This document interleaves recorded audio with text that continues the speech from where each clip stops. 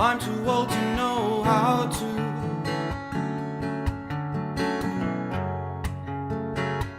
The songs in my heart, they scare you. I'm too old to know how not to. You know, I know why the caged bird sings. You know, I know why the caged bird sings. Can feel why I'd like to take to its wings. You know, I know.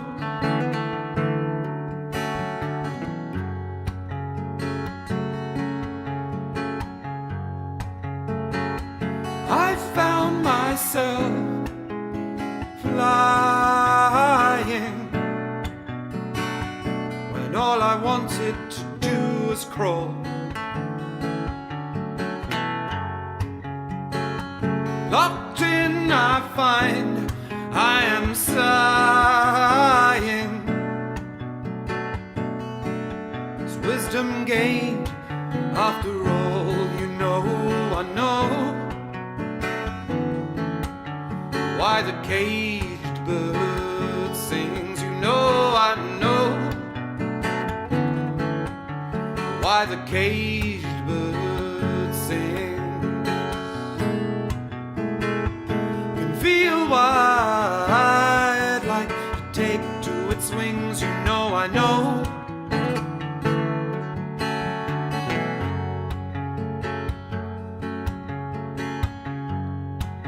Now some people have lovers,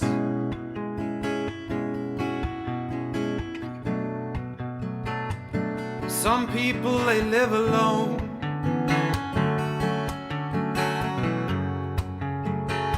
Some spend their lives chasing each other, some chasing a home. You know, I know why the caged bird sings. You know, I know why the caged bird sings. Feel why I'd like to take to its wings. You know, I know.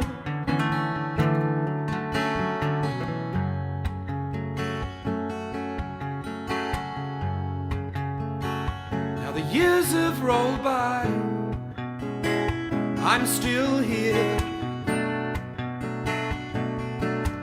I'm still on my own.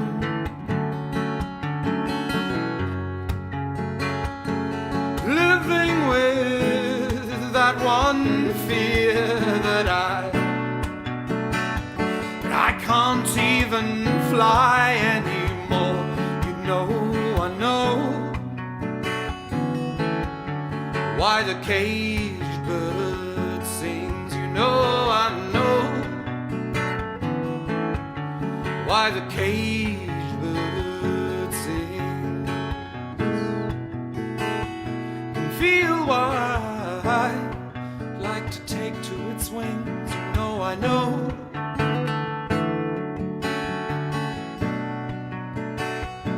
You know, I know.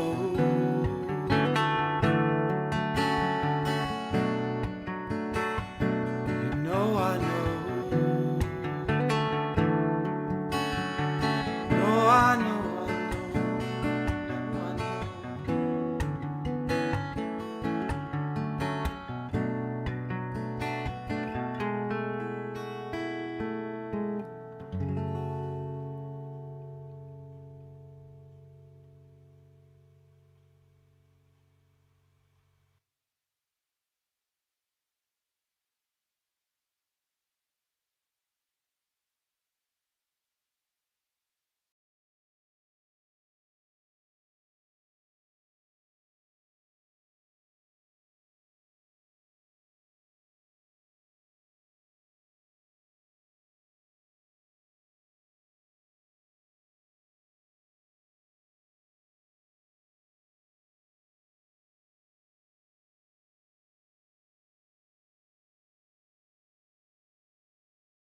The vocals on. Hi, how you doing?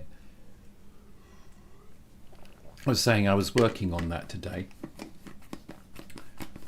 That song. And it didn't work, did it? Hang on. Ah, there we go. I was trying to get fancy and it was just like, get out of studio mode. It's complicated, more to go wrong. Hey, I was working on that song today. Did I was working on that song today. Hang on, there's an echo here.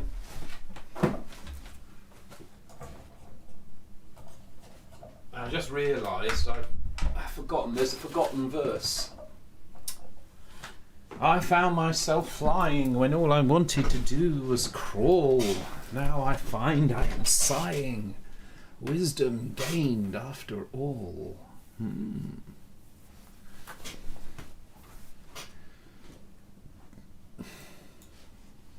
I can move this around a bit. It's like that AI, isn't it?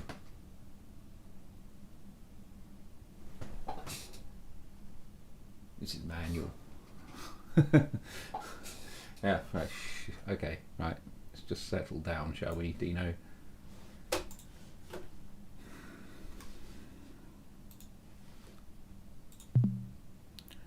Hal, Open Fi project.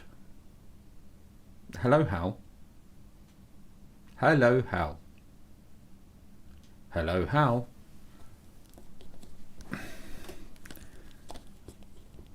Hello, Hal. Hello, Hal. It's saying, hello, Hal, recognised, but rejected with confidence level of 64 out of 70. What's up with you, Hal? You crazy thing. Hello, Hal. Hello, Dino. About blooming time, too. Hal, Open Fi project. Opening Fi project.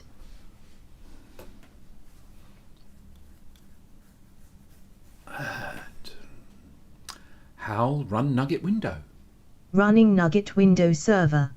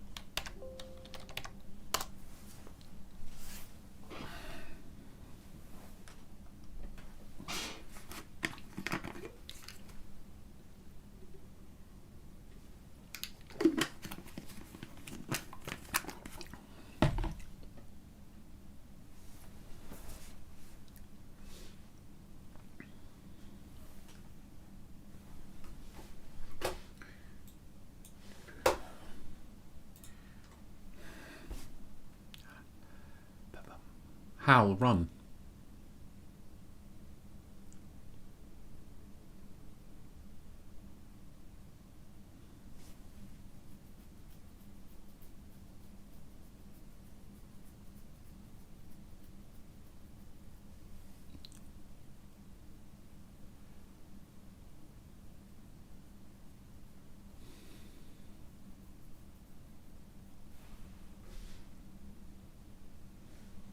Unknown function update cube.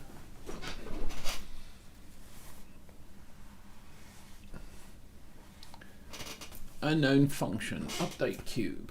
Okay, you know what? I'm going to go and switch to my kneeling chair.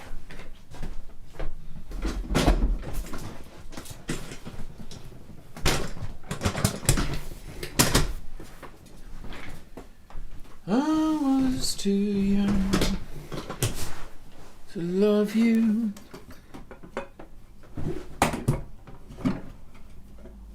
Now I'm too old to know how to... Hey, Zag, how you doing?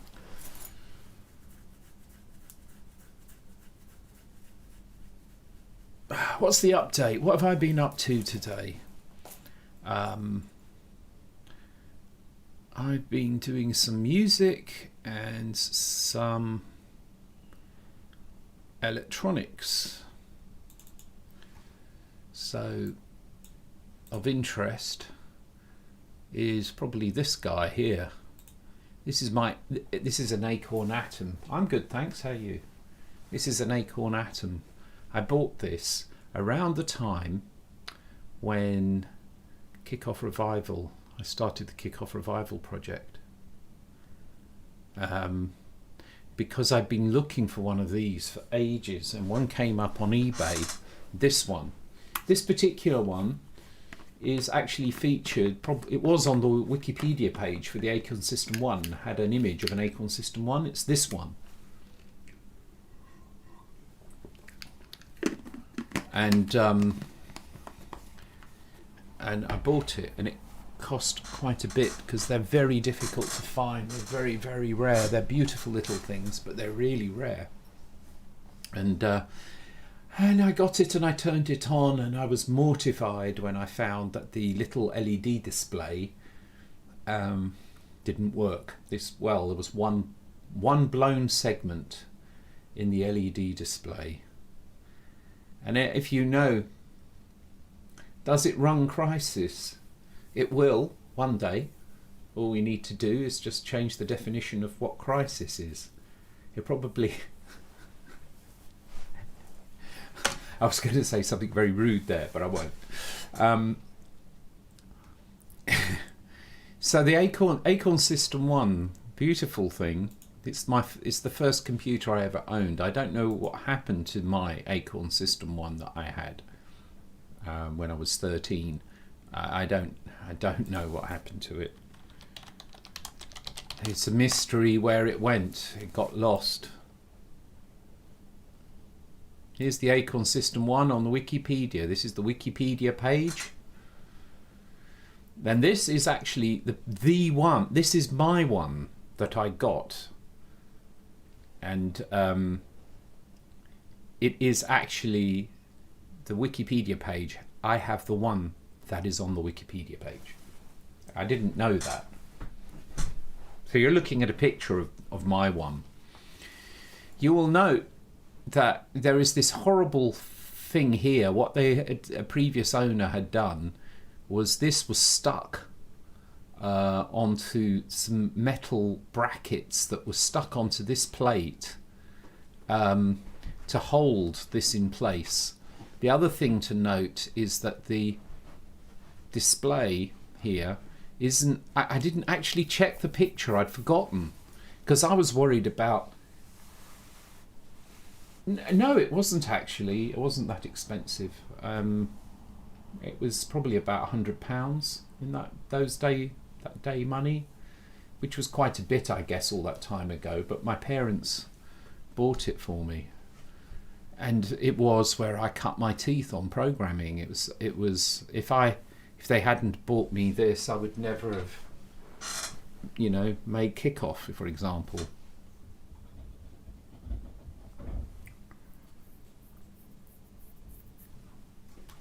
Own work, Fibble. CC, copyright, SA3. Yeah, but I don't know. I own this machine here now, and I'm restoring it, as you can see.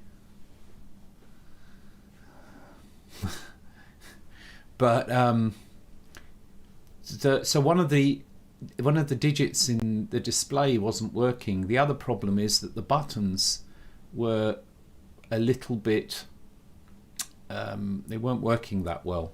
Other thing to note is this isn't like the one I had. It's slightly different. This one has a metal plate with this writing embossed in it, and or whatever the word is printed on this thing, this metal plate. The other kind, which was the one I actually owned, was one that looks like this. So this was what mine looked like. And hang on, that one is mine. No, I don't know what happened to mine. You can see on this one that it's got this type of ribbon cable here. And these were really horrible. People had to build these things themselves. And this point here, this thing that went in through this slot, it was really difficult to construct as well. And you can see this person, whoever soldered this, didn't do the best of jobs with soldering it. You can see the display lighting up. It's a lovely little thing, and it's got very tiny display. Oh, don't start that. Don't start that.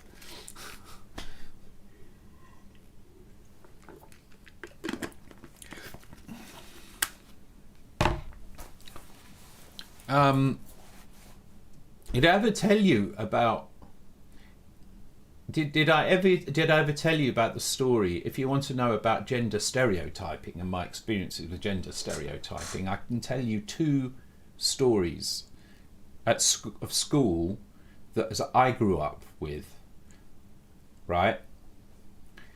So one of them was that about the age of 5, I went to school and I was already at the age of 5 into electronics. I was using a soldering iron at the age of 5, believe it or not.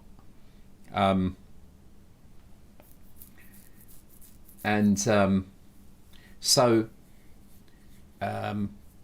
I was interested in electrical circuits, as one does, if you sort of that way inclined. And so there was a doll's house at the school, at this primary school. There was a doll's house, and I was looking at the doll's house. Why? Because it had light switches, and you would turn the lights. You could turn on and off the light in the room by just switching this little light switch. And so I'm looking at it, and I'm going, okay, where's the wires? Because I knew there had to be wires. So I was just interested because I couldn't see the wires. So I was just trying to work out where the wires were. And this obviously, I was 5 years of age, and this obviously stuck in my memory. Like this. And suddenly this kid comes up to me, and he goes, "Oh, no, you're playing with a doll's house, you girl." So don't talk to me about gender stereotyping. That one's that's a good one, isn't it?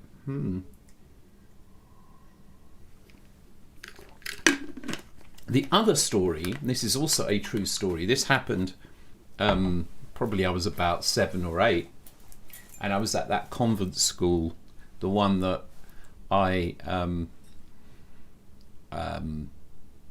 talked about yesterday, actually. Yeah, well, I know. It's because they say, it's like good parents give their children what they're interested in. The question is that if there is a boy who's interested in dolls, let the boy have dolls. The point is that just let people be themselves, for pity's sake. It's really not rocket science. Let people be themselves. It's a really good thing. But then, like I said yesterday, zealots can take things to the point where it misses the point. In fact, that's something human beings are very good at, taking things to the point where it misses the point. Very human thing. So, that's it.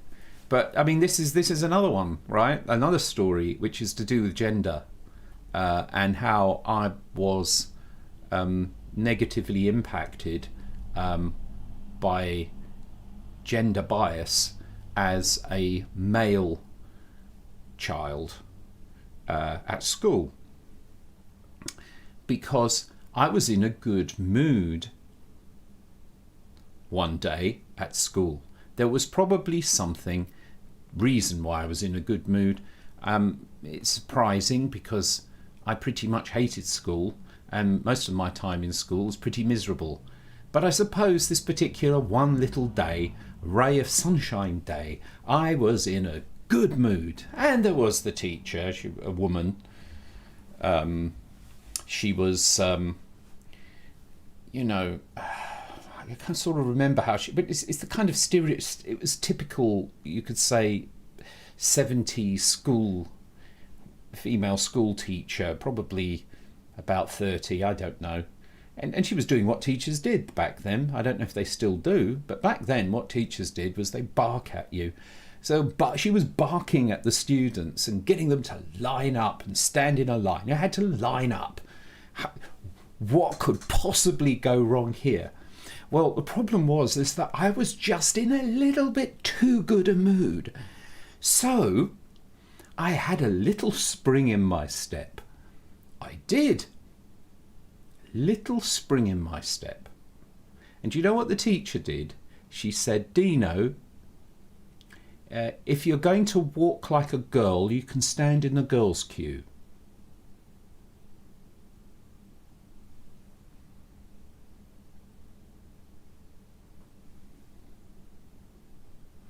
And that's the reason why it's also a good idea not to laugh at this whole question about being politically correct and gender stereotyping. It's a very complicated subject. But you see, it cuts both ways. This was not good for me. That experience was actually not a good experience, because I still remember it, and it was like 40, 50 years ago nearly, and I still remember it. And it's one of those, I remember the event, and I probably have forgotten all the teachers that I've ever had, most of them.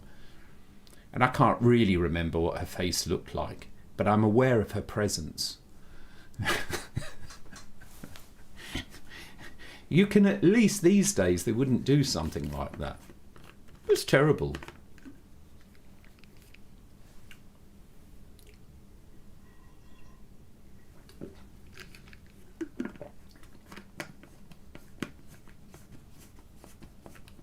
You saw what for yourself this Christmas? Was surprised what's real? I don't know. I mean,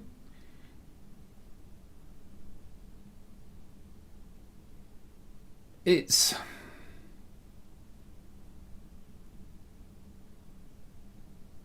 complicated, isn't it?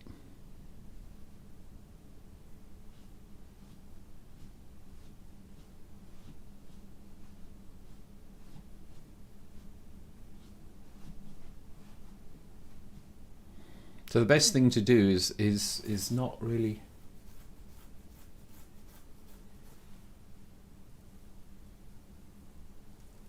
Was on the other end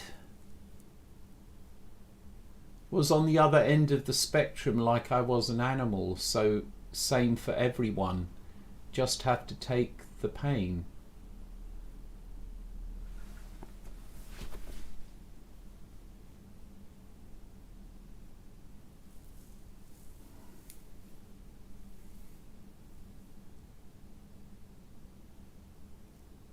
Just have to take the pain. Well, it's better not to have the pain.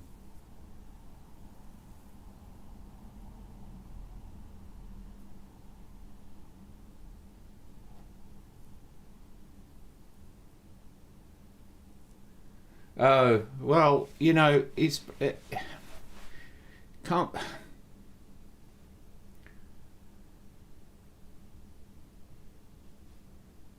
I'm not quite understanding you, Zag, at the moment, meaning you are always too much of something for some. Oh. Well, it means that you...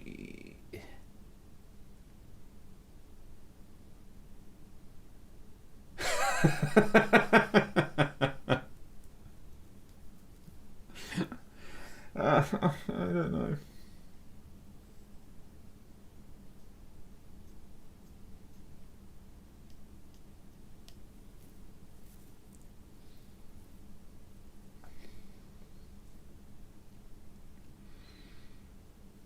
But I don't know. It's interesting. I was thinking, why is it that my sister? I have a sister. She didn't get into electronics. I got into electronics. Is it because I was male, my father was into electronics, I followed what my father did? And my sister followed what my mother did? Is that what... It'd be interesting. Has there been any research into that? It's like, what...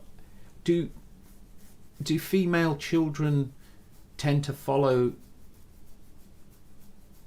It's so hard to say. Is what is nature and what is nurture? What is natural and what is society? And I think the important thing is that if, a girl is interested in science or electronics, let them do it, and if a boy is interested in, I don't know, traditionally female activities, let them do it. I mean, it really doesn't matter, does it? If people want to do that. Otherwise, what are we trying to achieve here?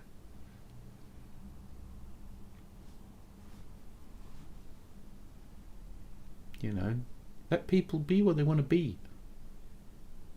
Anyway, what I wanted to be was somebody who messed around with electronics. So anyway, yeah, I was saying, you best leave that topic out. It's really irritating and it's impossible to talk about anyway. It's like you're talking about those kinds of topics. You have to sort of tiptoe around. You can't be yourself talking about those topics.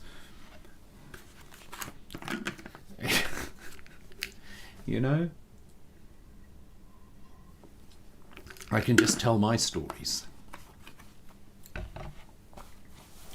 What JP is saying, that male are typically stronger, so care to get...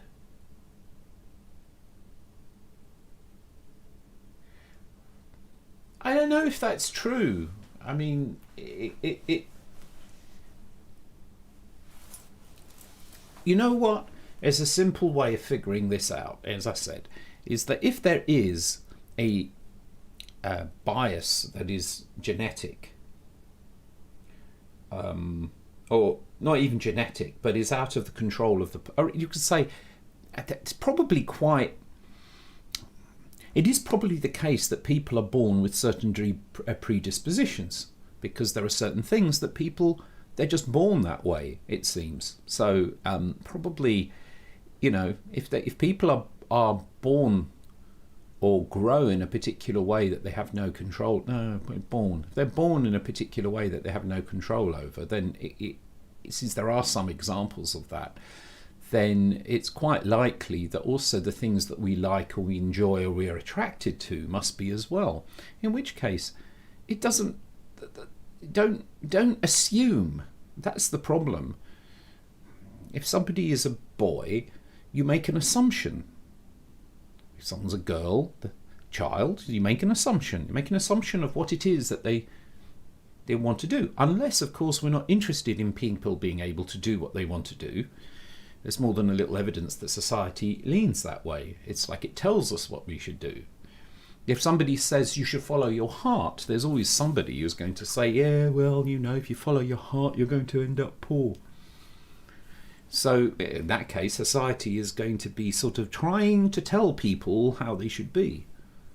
Well, whatever the predisposition when someone is born to certain things, being attracted to certain things, then what we should do is just allow people to find out what that is, and when they've identified it, allow them to do the thing that they're attracted to. As long as it doesn't break the law or cause problems for other people, right?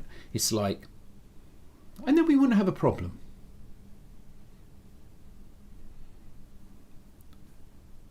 And then we wouldn't have to also measure. We wouldn't need any statistics. We wouldn't need to sit there and say, oh, there's this percentage and that percentage of doing this and doing that. It's just like, it doesn't matter. It's like someone ask the person, let them find, what is it that you want to do? Oh, you want to do that. Absolutely. What do you want to be when you grow up? You know, you want to be a firewoman. Good for you. Whatever. It doesn't matter. It's like, that's what the person's attracted to. Let them be it. And if we just did that, then we'd be fine. And that's it.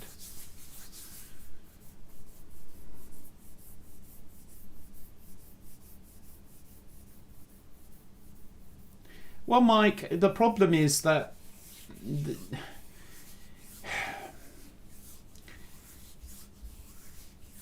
that will correct itself. There's always it will correct itself, because things always go from one extreme to the other because of the zealots. They go there and they tug at the thing and it swings over to the other extreme. And the perspectives are fun. I mean, do you know that there was Alan Watts? I'll give you an example of like the counterpoint to arguments which are said, you know, or let's say things which are forgotten, right? Because it's interesting, Alan Watts sort of died in the early 70s, right? One of the things he talks about is how on advertising, the father of the house, the man of the house, okay, because back then, you know, everything was compartmentalized very much, you know, on very clear lines. And I believe it wasn't until the 70s that women were allowed to open their own bank accounts. So it was like there was some serious work to be done, and this must not be ignored or forgotten. It's very easy to sort of criticize the zealots, but just remember it's not that long ago when you know, that's just stupid. You know, women could not open their own bank accounts. I mean, what ridiculous nonsense is that? So we have to recover from that nonsense, which had been going on for a very long period of time. But what he talks about is something that you see to this day. He talks about how the man of the house would go to work, and the work that they would do would be totally removed from whatever the family did. In fact, the family wouldn't even know what the children wouldn't know what dad did. Everything was just, you know, the father, the man of the house would get, you know, go to work and get stressed at work, as people do, and all of these things that would happen. And he would come home, and when he's home, he's like somebody who doesn't belong there. And he talks about how in advertising, the man of the house is always treated, or very often treated, as a kind of a joker, a joke. And you see that today.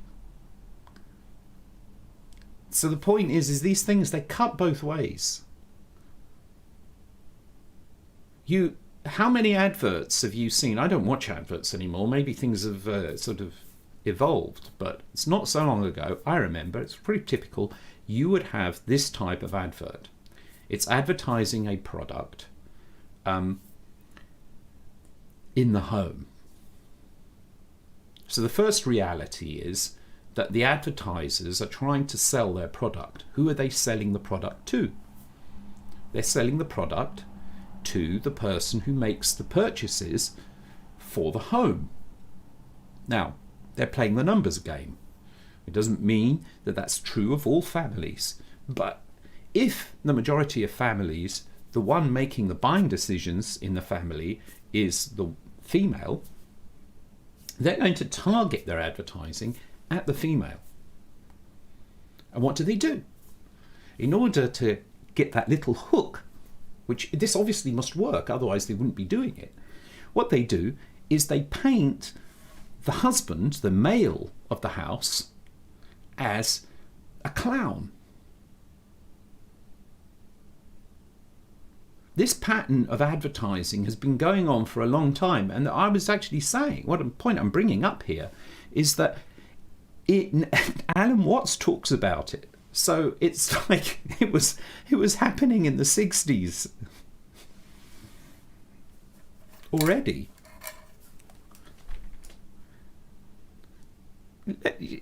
This is unacceptable. All of it is unacceptable. But it's the thing that often zealots lose their perspective and forget that it's more complicated than just the simplest of things, simplest painting of things. And the problem there is that because this is forgotten, what then happens is that the other side, the bad guys in the story, which in this case are males, and I'm trying to be balanced here. I'm trying to say, let's be a bit balanced about it, right? But that's the reality and what some people openly say, right? Because, apparently, or not apparently, society was run by men, and so men have to carry the blame, right? And there's a certain logic to that. But what happens is that the zealots start to make the males, some of them, feel a little uncomfortable and say things like, that's not fair. I don't like the way that men are sort of all grouped together and treated as though they're sort of like clowns or uncaring or unfeeling or whatever it is, because they look at it and they say, that's not me. So I feel it's a shame that there's this generalization going on. And then what happens is that they themselves fight back against it, which then slows down the very progress that is needed.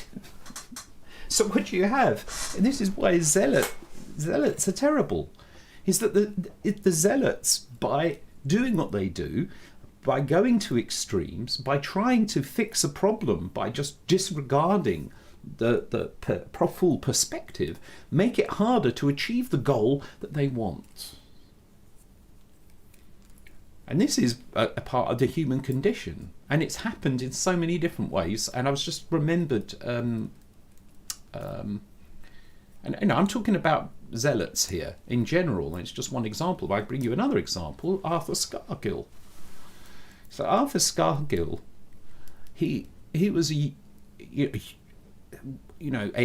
grand, let's say, trade unionist. I wouldn't say great, but what he did is he was a zealot, and so he fought the government over workers' rights and jobs in the coal mining industry.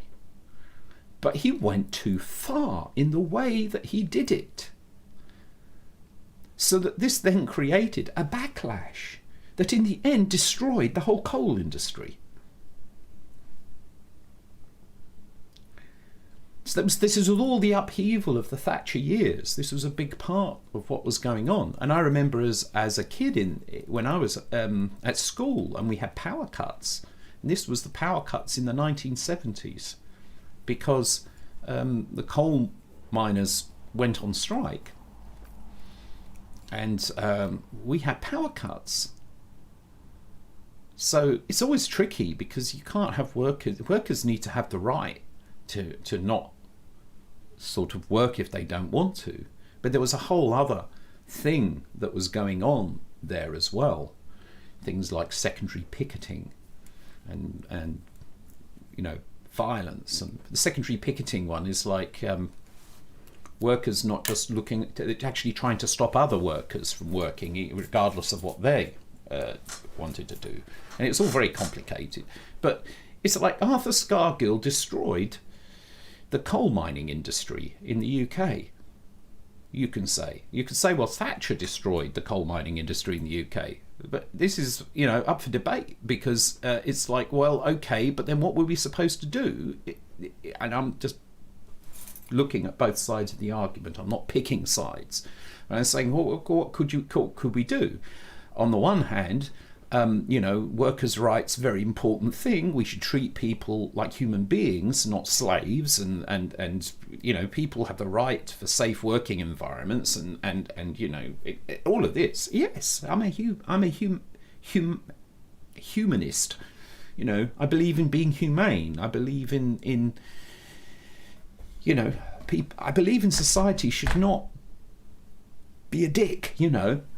If I can put it that way.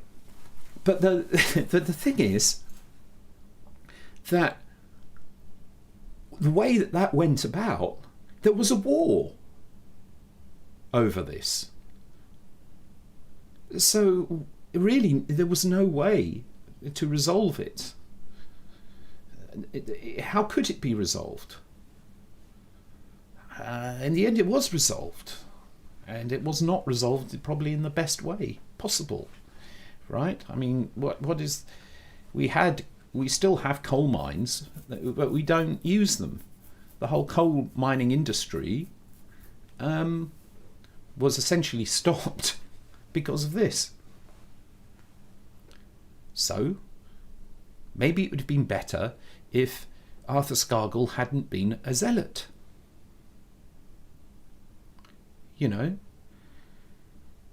We don't want war. What we want is peace. You can't create peace by fighting. And that is the way I look at it. So when I see these comments, it's the best I can say. I hear what you're saying, about Mike. Yeah, I hear that. And I'm saying that's a symptom of the fact that there is a fight going on. Well, all I can say is, when there's a fight, one side or the other has to stop fighting. Because otherwise the fight never ends. And this is one of those things where we don't actually want there to be a victory by annihilating the other side. We really don't want that. If we want peace, then we just have to do it. And that's why I'm stay in this precarious position, it feels sometimes, of trying to keep perspective on the whole damn thing. And not be a zealot. Say, hang on, that is true, but please don't forget this. Please don't forget that. Please consider this. Have you considered how it is for the other person? Have you thought about if the problem is prejudice? It's that thing. I mean, it's that before you can see the old proverb thing. Before you can get the splinter out of your friend's eye, you have to get the plank out of yours. Or he who is without sin cast the first stone. It's like that story I said yesterday at school when I joined in a group who were picking on someone, and I was so shocked at my own behaviour. Had a deep impact on me. I said, what did you, what? Really? It's all connected.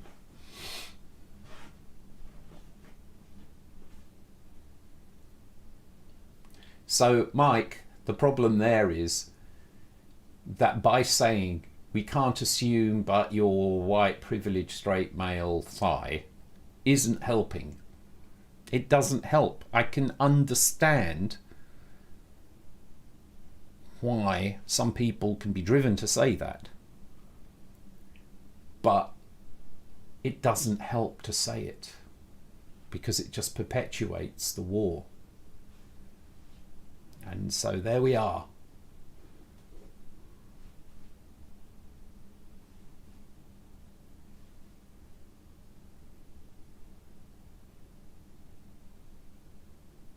Resolve and nuance isn't social. Any progress is progress. The revolution is coming. The pain-free utopia is coming. I don't know what those mean. It's like a pain-free utopia is coming.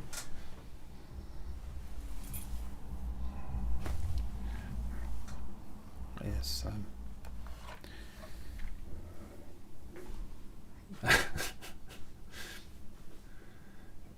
Just, be yourself. And give yourself permission to be yourself, and don't ask for permission to be yourself, and don't fight. Those are my advice. That's my advice. Probably useless advice, but it's my advice anyway. But anyway, where was I? So this is where you've got on this thing here, this ribbon. And this has the authentic original display ribbon thing, but these were terrible. And looking at this guy, as I was saying, this is the Acorn System 1 that I bought off eBay, turned out to be the one that's on the Wikipedia page. And I was just realised something. It didn't have the original, it doesn't have this original thing here.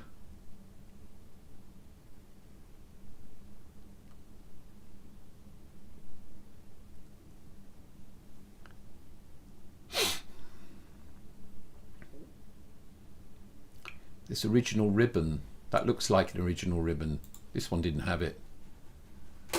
So I didn't lose anything. In fact, this destroyed itself as I desoldered the thing. It was an utter mess. So yeah, I was mortified when this had a broken segment on it, so I had to repair it. So what I did is, the other problem is that the two boards, I don't know if you saw that in the pictures here. You only see the top board, but in fact it was done as a kind of a sandwich. You can see that in this one.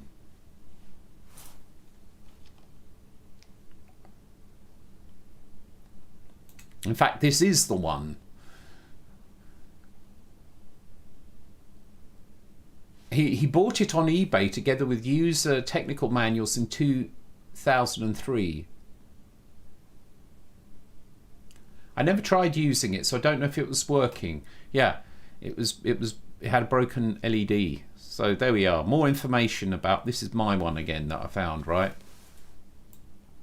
But you can just see, well, here you can see that this is the lower board and the upper board will be on the top, and you see this horrible mess here. This is a ribbon cable that runs all the way from one side to the other, and I still have this, obviously. I still have this strip, but it, desoldering it, it's a mess. It broke, and it's just horrible. So I needed to figure out what I was going to do with it. So if we come to this, that's what this cable is here. Now, I've cleaned things up a bit. This is the connector of the top board. I had these lying around. I bent them over because otherwise there's no room between the boards.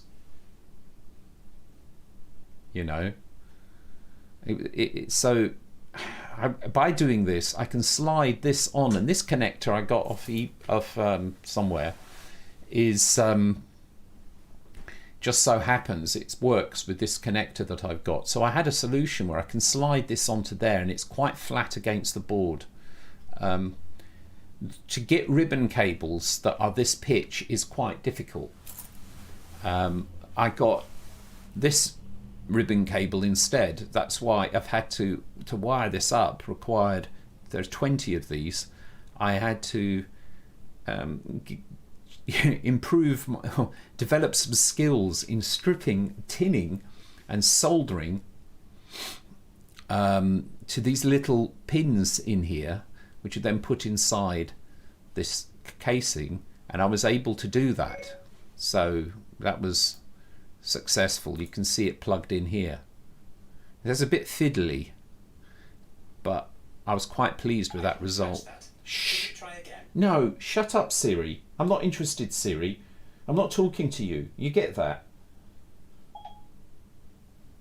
It just, when it just disappeared. It said, "Oh," it doesn't apologise or anything. It just goes away. Yeah. So that was fine. But the problem is that this has to be a very specific length. So in this picture here, these ones, the other end, I hadn't done them yet. So today I worked on it and I made this end as well. So here on this side, I've got the actual proper socket for this connector, which fits in quite well. And you get these 20 pins, so that was very nice.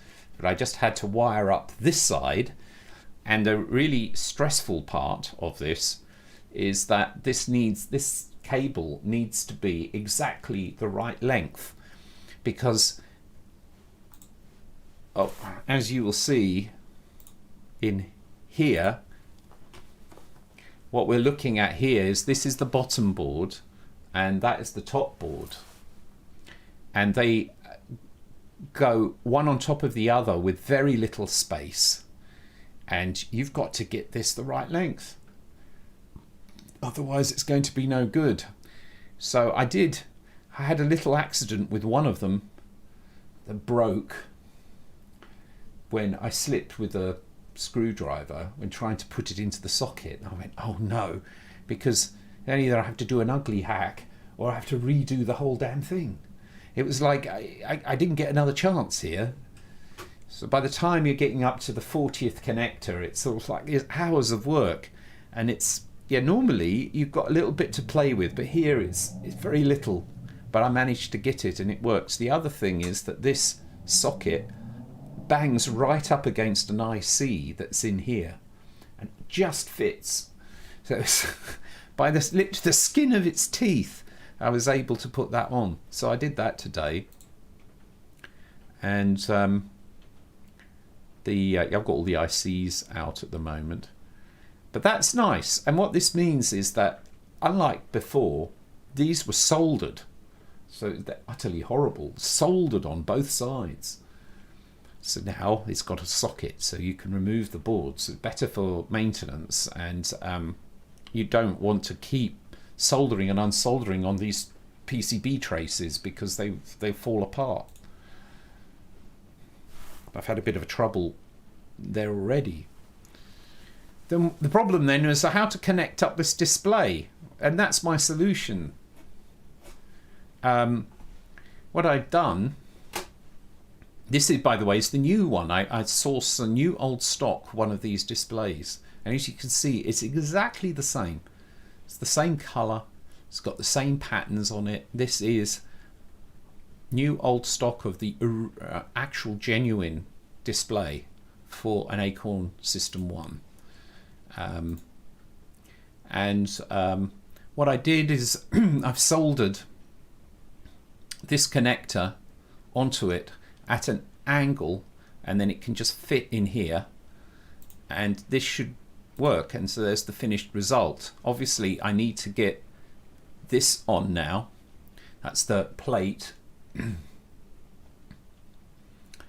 that you saw with the buttons. Another problem is that this keyboard is made from these little domes. Each one of these buttons has a dome with 3 prongs on it, and you have to put this on the PCB, and then there was a plastic sheet that was put over this sticky sheet, which also has to have a hole for this display. I suppose we can just do this with in 2 sections, I suppose. I don't know. I've got to see. I'm still working out in my mind how I'm going to reconstruct this, because I had to pull off the plastic. It was, you imagine, it's 40 years it's been there, this sticky plastic over these keys, and the keys weren't working properly. So I have cleaned this. It's all nice and clean now. But how do I put it back together again? That's the challenge. And I'm not entirely sure. I've ordered some plastic, sticky back plastic to put on here, some vinyl to put on this to cover the buttons. But I'll figure it out. That's the biggest obstacle now to restoring this thing. So this is not using the original, this is not going to look like the original thing, in the sense that it's not going to have that horrible ribbon cable, but I decided that it was, it's like if I put the ribbon cable in here, then I've just got that design flaw back in of the original unit, which when something goes wrong, it's very difficult to repair. So I said, yeah, same thing with the ribbon between the 2 boards. It's like, I think it's better to have this solution. And it means that, because there's more to it as well, it's like this, as you can see, pokes through the keyboard, through the slot. If this is soldered in place, then if there's a problem with the keys, you have to unsolder this to repair it. You've got no choice. You have to unsolder it, otherwise you can't remove the keyboard, and that is unacceptable. So I decided to go with this, trying to strike the right balance in this restoration between, it being original. But then, as I saw, the one that I bought didn't have the original ribbon in there anyway. So there we go. So that was fun. Look at this thing. It's beautiful. Can I zoom in? Open original. You can zoom right into this. Ooh, look at that. Oh, come on, can I move? Right, here we go.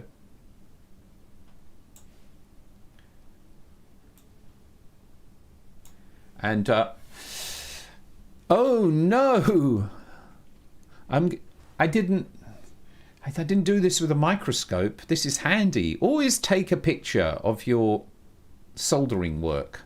This is terrible over here. It hasn't actually soldered the pin. I think I was a bit too fast.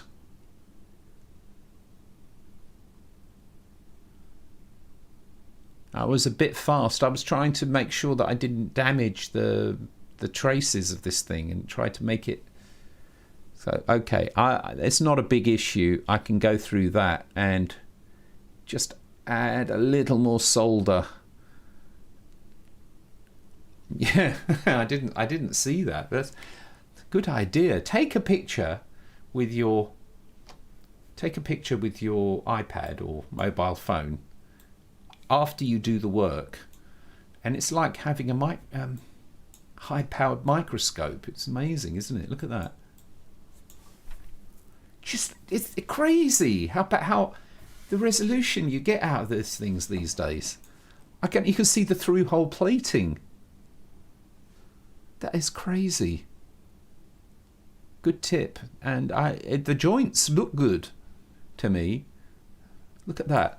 They're terrible. I was being too quick about it. All right, so what's actually happened is that I haven't held the iron long enough on the pin to heat the pin so that the solder would flow onto it. So I think what I'll have to do is just I should probably, the other mistake is I should have tinned these. Well, if I tried to tin those contacts before putting them through, they might not have gone through. That's another problem. I did put flux down. But yeah, that's what I'm going to have to do, is heat the pin up, and then I won't be endangering the pad. And you can see these lovely LED. You get 7-segment display from this. You can see how it's constructed. These gold bars going across, and then there are these fine wires that go in to the chip that has the LED display on it.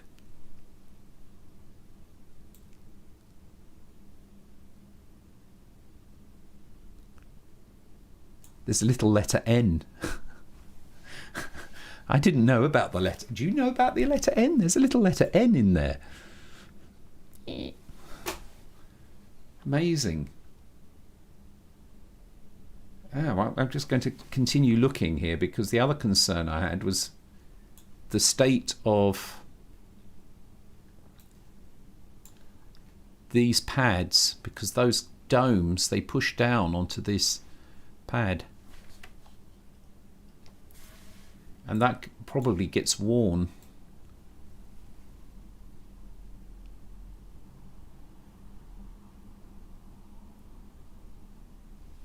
I think it's okay. It's not too bad.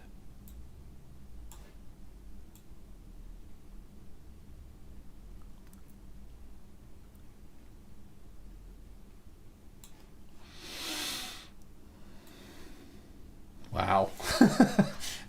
Amazing. I just took a picture with my iPad like that, and it's like, oh, crazy. So this guy is going to be restored, and I'm getting close to that. All the yellowed buttons, I can't do anything. I'm not going to do anything about that. This is 8154. This is a input-output processor, input-output chip. There are 2 on here, so this came with both. This one is the one that in the end connects to this ribbon to drive the keyboard and display. But this thing was beautiful. It also had a second one, and that goes to this edge connector. This connector here, I don't think was, well, I know it wasn't standard with the Acorn Atom. The owner bought it and cut down the pillars. The thing came with 4 clear pillars to separate the 2 boards, and they've obviously connected this. They bought this from RS Components. There's the part number. I can see if they still have that part number. Probably not. So soldered that in, and then cut the pillars which go on top of here so that they were the right height. You can see they've been cut. And so you could plug this into a backplane. This is like a microcontroller from 1979. You get all of this in a single chip. There's the 6502. If you're ever working on these, be cautioned. The 6502 is upside down. All of the other chips face either right or upwards, except the CPU, which is upside down. It's very important not to put it in the other way, otherwise you'll blow your CPU. This is a 6502, of course. 1 megahertz crystal. It's pretty big crystal. That's because it's, yeah, well, I don't know, it's big crystal. There's some sort of TTL style logic down here. These are the 2 RAM chips. These are 2 114s. The 2 114 was a 4-bit 1K RAM chip, and they were used in the Acorn Atom as well. And the Acorn Atom I bought had a bad one of these, so I've managed to get a replacement. These are the ROM chips. It's not EEPROM. These were actual, you know, hard-wired ROMs. If I try and power this up, it's not going to work because I need these jumpers in here. So I'll need to configure that. This is a socket for an EEPROM. So you could add an EEPROM to augment your, you know, your microcontroller, and you put links across here to configure the address space for where you put your ROM and your RAM and your bits and pieces. They could be configured there. We've got a electrolytic that probably will need to be replaced. These caps are probably okay. They're for decoupling and they're not electrolytic. And this is a 7805 voltage regulator. The thing runs on 5 volts. So what you would do is feed in a higher voltage than that, and this would ensure that everything was regulated to 5 volts. And that's that.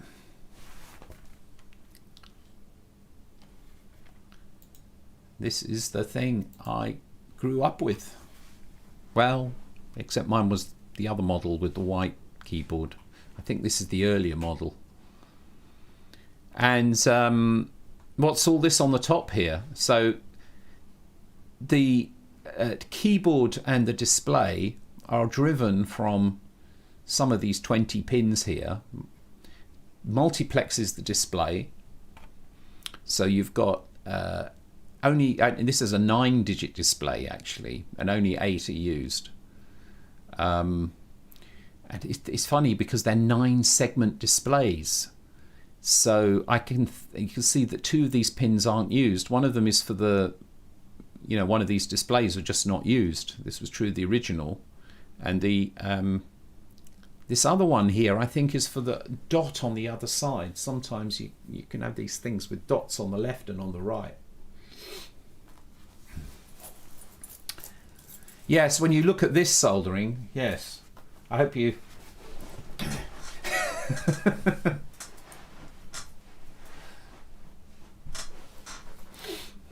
I mean, this is not my work here, just to be this. Some of these solder joints here, it's like that one. It's like, ugh.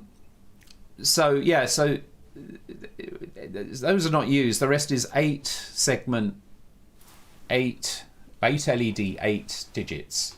So that's going to be 8 wires and 8, which is 16. So that's basically driven directly from the input-output chip that I showed earlier. And this leaves 4 pins. So these 4 pins are the positive, the negative, and 2 further pins. And those 2 further pins go all the way to here. And this mess of chips, what is it? It's a 300 baud frequency shift key thing. I think it's over-engineered. I'd be interested to look at why and how it does this, to be honest, because I never did look at the electronics of this.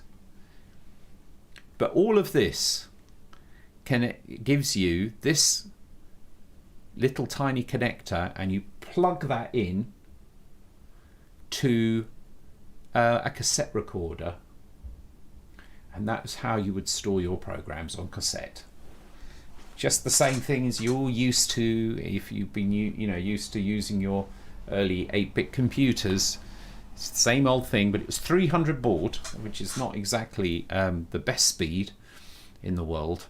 300 bauds, bits per second, but you could back up your programs to that. And yeah, I'm looking forward to finishing this restoration and getting this running, and I will actually stream this. And then I have the intention of I have the intention of streaming live development of 6502 machine code on the Acorn System 1, just like I did when I was a kid, where I learned my original programming, and I might recreate some of the things that I did back then. Projects I remember are, I did a game that you used 3 buttons to catch dashes that moved along the display, and sometimes they would switch lane and you had to catch them. So that was a game I made. Another thing I did was I made a game that was think of an animal, or 20 questions. And I was using the 7-segment display and trying to make it right alphanumeric by designing patterns that meant whatever. I was trying really hard to make the thing recreate a program that I saw at the Science Museum, where you would think of an animal and it would ask you questions and you would say answer yes or no, and it would try and figure out what animal you were thinking about.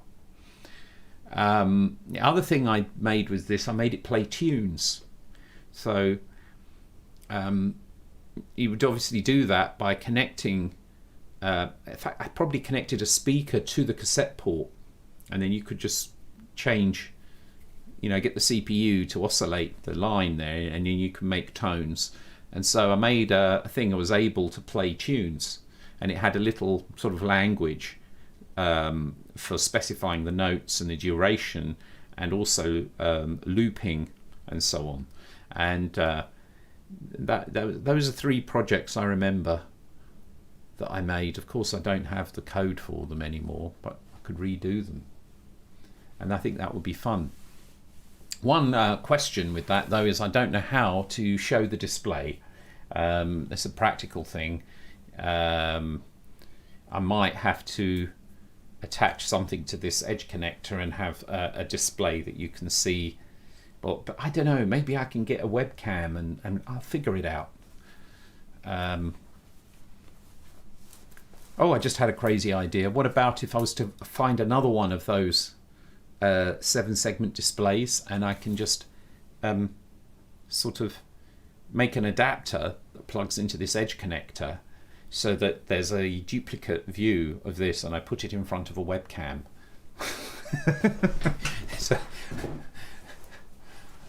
yeah, why not? I'd love to do that, and it's like, why?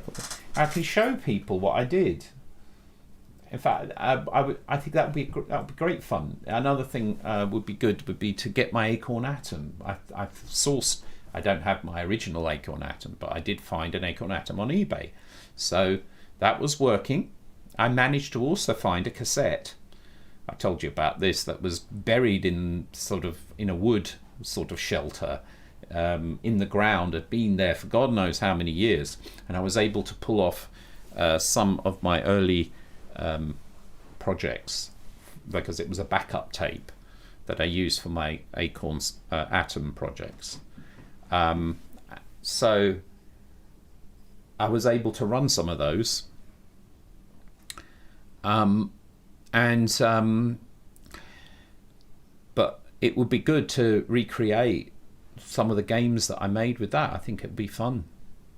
And something I was able to do was to make the Acorn Atom recognize speech. I made, by taking a microphone, well actually if you used a cassette deck, right, believe it or not, the cassette deck, there's a trick. If you put the cassette deck in record, it would monitor the microphone. Since you if that was plugged into the Acorn Atom, you could then read the signal. The electronics is a 0 crossover detector, so it just basically is able to detect when the signal crosses 0. From that you can give it a signal and it's able to work out the frequency of the signal. There's no amplitude at all. So the only thing you get is looking at the crossing of the zero of the signal that came in, but it is taking a live signal. One project I did on the Acorn Atom was published, I think, in the Acorn Atom Magic Book, is you could talk to the Acorn Atom and it would replay what you said. And what it would do is it would sample one bit. It was 1-bit audio, so it samples this thing and it's stored it in memory in all 6K. It couldn't really record very much, but you could speak into it, it recorded, it would play it back to you, and you could just sort of you could just about understand what you'd said, right? So it's that kind of principle. So it was able to analyze that thing and generate from it a frequency against time map. And then I analyzed the shape of this plot of frequency against time and made it recognize the difference between up, down, left, right, and back to basic, which was deliberately a long phrase to just quit, because you didn't want it to quit accidentally.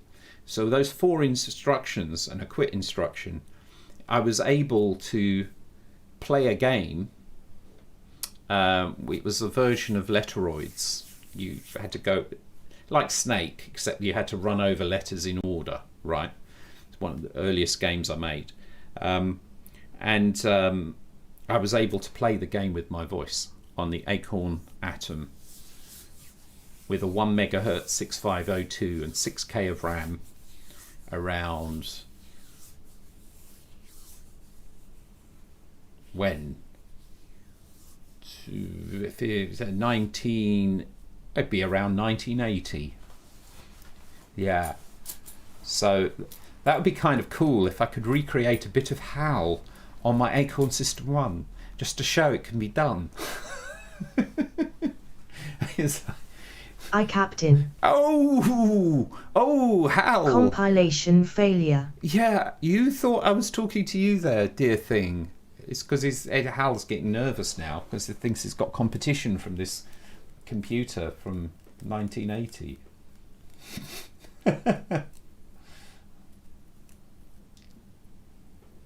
Are you putting the EEPROM for it? That's flash storage. Are you saving? No, it was 6. I don't know what you mean. If I do this, I'm going to do it for real. So you're going to see exactly what I had to do. Also because I want to relive it, and for a very good reason. Because I want to understand. You know, I haven't even started the stream yet. I want to understand how. You know, the choices that we've made in computing since those early days. And there's this point that maybe all the wonderful progress that we made is not as much as we think it is. You know, if it was possible to make an Acorn System 1 understand the difference between a few words, admittedly just for me, it's not the, you know, I'm not saying it's the same as speech recognition today, but to be able to do it at all on an Acorn System 1 back in 1980, you would think that now, 40 years later, it would be really, really good. Very good, wouldn't you? Maybe it should be better than what it is. I don't know. What do you think, Hal? Hello, Hal. Hello, Dino. Okay, well, it's listening. Anyway, that's enough. That's enough of that. I'm going to get back into thing, but yeah, it'll be fun.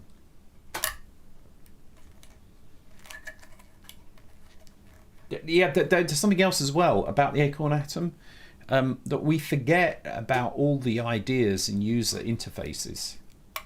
We forget. There were some things that were done in the very early computing that ideas that got forgotten that maybe merited being remembered? How can we be sure that the choices that we've made and the pruning that happens as people move to certain ways of working is optimal? It isn't, I would argue. It's very unlikely that a lot of the things that we do are optimal, because we never go back, we never check, we never go and say, We're always building on top of our previous mistakes. You can see that with frameworks these days. You know, why do we create a new framework? Because the previous framework was a mistake. But the problem is that it never seems to actually fix anything. So maybe the mistake, and I'm actually seeing a way to take this whole distraction right back to the task in hand. It could be that there's these mistakes, or should we say less than optimal choices, or choices that were made, paths that were taken in the past that we have doggedly stuck with ever since, has in some way held us back. That if we actually plot a path back through time on the evolution of computing and look at the different choices that were made, that is, the different things that became standard, the different standards that evolved, the different ways of looking at things that evolved, the perspectives that evolved, you can view any of those as being like a choice that the whole system took.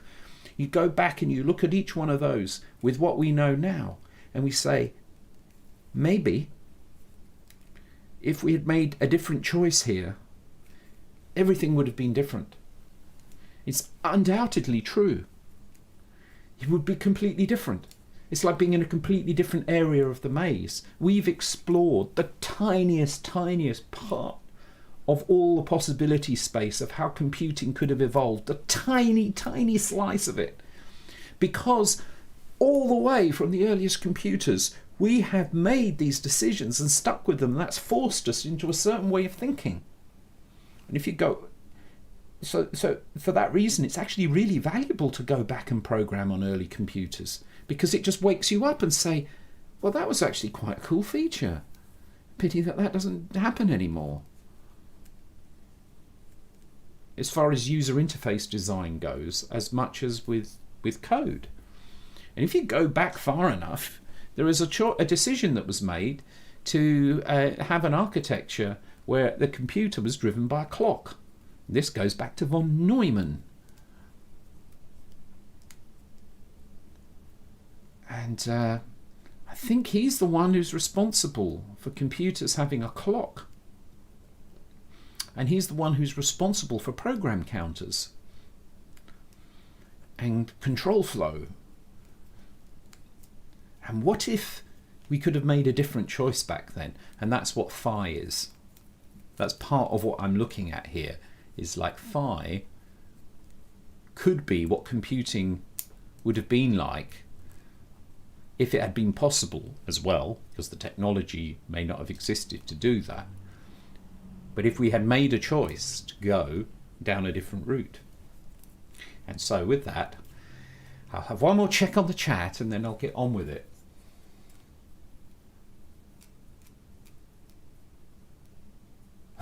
Code optimization, that's what compilers do.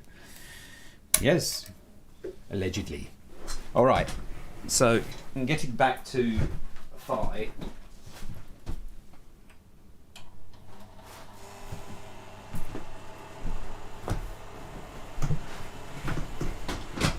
Oh, and the funny thing is that it's also why it's very important.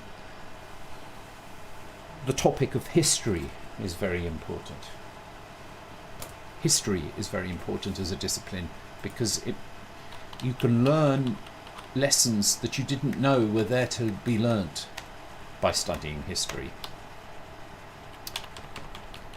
So when I run this right now, if I run this, I get an error right now. It can't find update cube. I need to implement the function update cube. I think I already had a function What was this argument? Oh yeah, that's the name. Okay. When I update the cube, I have to give it. It says item. Really? I don't know why that's wrong. It should be update cube. It updates cube. There are a few things a little dodgy about this, by the way. One of them is that if I move X, Y, and Z, it's going to update the cube 3 times. In order to avoid that, I would need to put on change of this or this or this. That's something I intend to add, but at the moment it isn't implemented.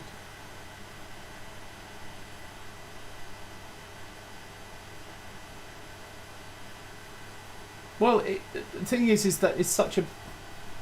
The idea of not using the von Neumann architecture for computing is something that if you suggest that, you get laughed at. Well, that's one reason why I was kind of nervous about telling anybody about phi. You'd be laughed at because computing is that. That is what computing is. You know, by definition. So, there you go. So if I was to say on change qpos x or qpos y or qpos z, it will get rid of this problem, and then it would just do one update cube. But I'm not going to worry about that right now, because I just want to get the basic thing going. If it calls update cube 3 times, so be it.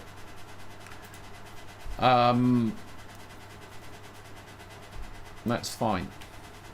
So I need to create a function update cube,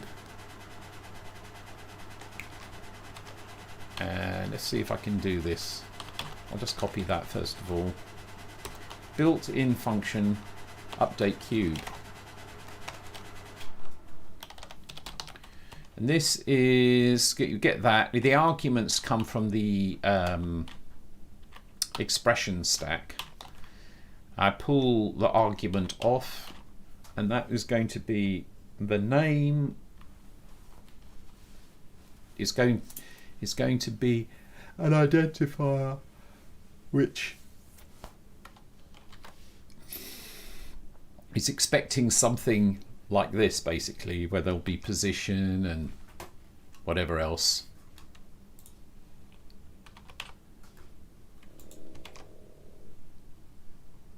You know, I'm going to change this to this for now. Update cube position. So basically, when the cube position changes, update it, is the idea. Update cube position, and then what I can do is take this, and we need to add it to the map. Built-in map.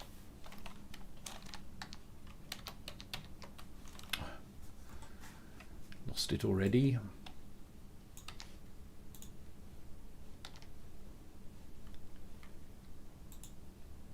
Update cube position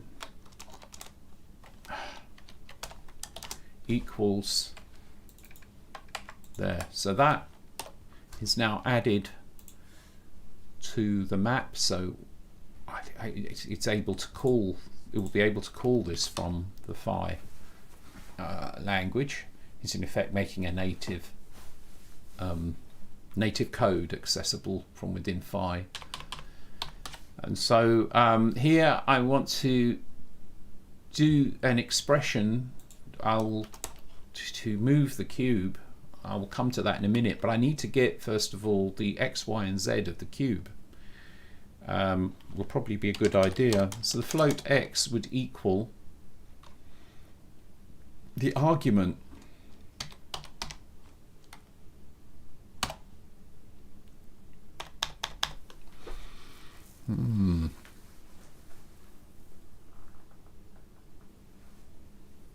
Oh yeah, from the context. I've got the context as well.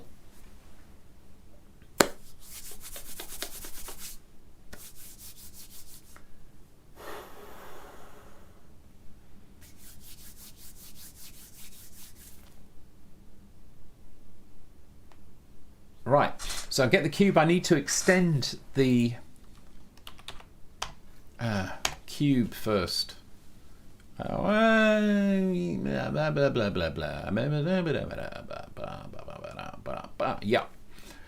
That argument, I can modify the argument, I suppose. Well, actually, let's do this nicely for now. We do x per item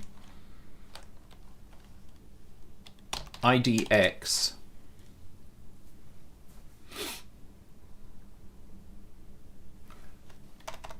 let's call it var x is equal to arg. And I'm just going to do this explicitly for now, because obviously I think I might need to add functions for this, but I don't know what those functions, I didn't know I needed those functions yet, that's why I hadn't put them in yet. Dot pos dot x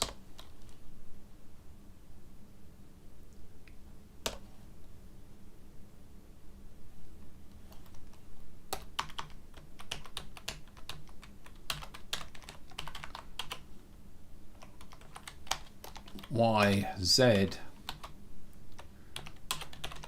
So I'm sort of doing this in a very crude way at the moment, but I'm kind of saying, okay, let's take the variable that I've got and extend it with pos x, y and z, and the context for that is, because I copied them, it's going to also have the correct context, and then I have a function to get that from the virtual machine, which I should have access to inside this function. Yes, FIVM state opaque. This is to avoid needing to have the headers for the whole virtual machine inside the built-in section of the code. If I go back to I just closed phi. That's really annoying. Phi.cpp. Hate it when I do that. Click the wrong thing by mistake and it closes it. So where was this? And here, get store and set store.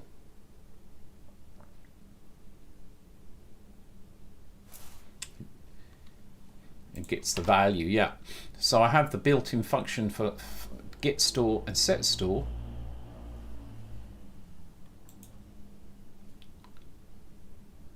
Yeah. Get store.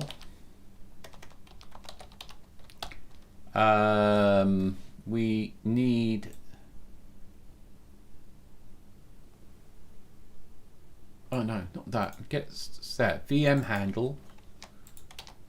So this is the opaque handle.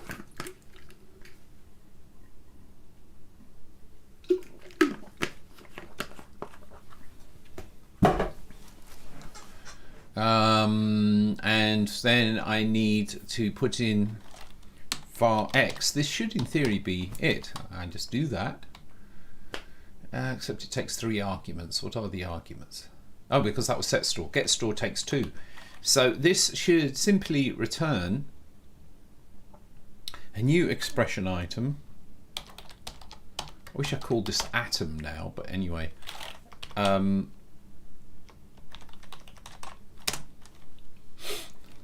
EX equals get store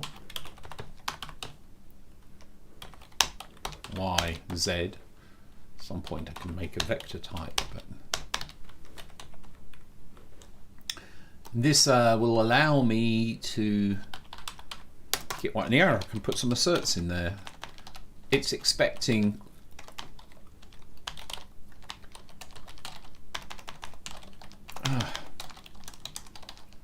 expected a float. No, so it should be EX should equal operator float.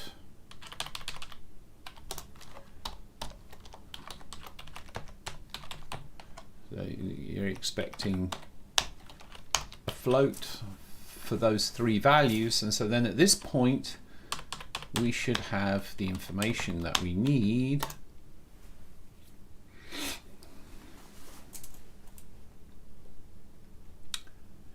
And I need to move it. Now, did I make a function? I'm sure I made a function to move. Nugget window. Right, let's have a look at the definition of this. Go to definition. We have move. Now, I have to tell it to move in the viewer. That's this thing over here, by the way, is the cube. And where will we move? We're going to put in the move. Here we go. It's going to be.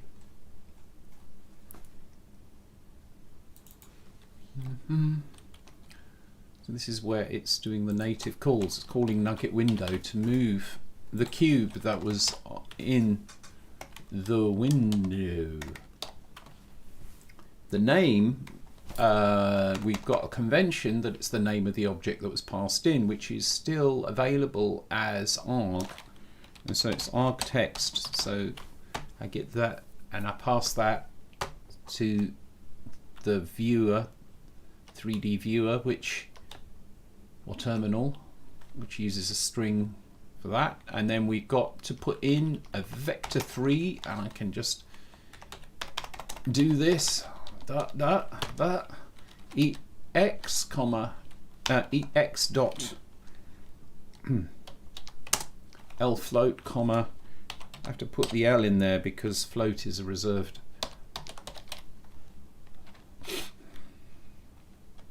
ey, and we'll do ez dot l float,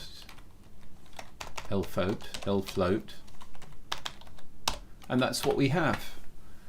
Arg text vector3 l float blah blah blah. In theory, that should work. Let's see if we've got any errors. Yes, no.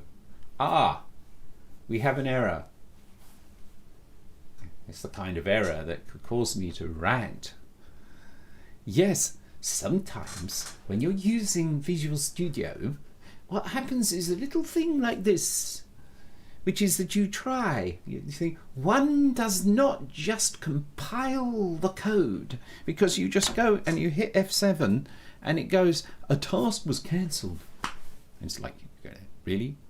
And it says it twice. A task was cancelled. You can see it down here. Look, a task was cancelled. I see a task was cancelled. You go up here and you go, all right, rebuild solution.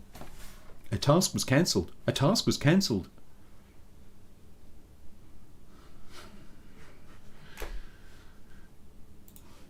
Hello? It's a Visual Studio bug. A really annoying one.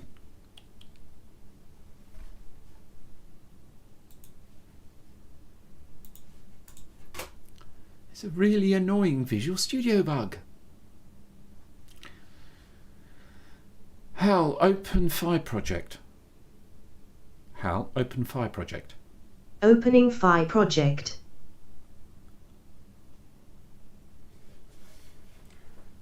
I've no idea why it happens. I've looked it up. I think whatever. I've restarted Visual Studio. I have to turn it off and on again. And then it works. Great. Thanks so much. I've just lost all of my undo information. What's wrong here? Assert, identify, not sound, found, not sound.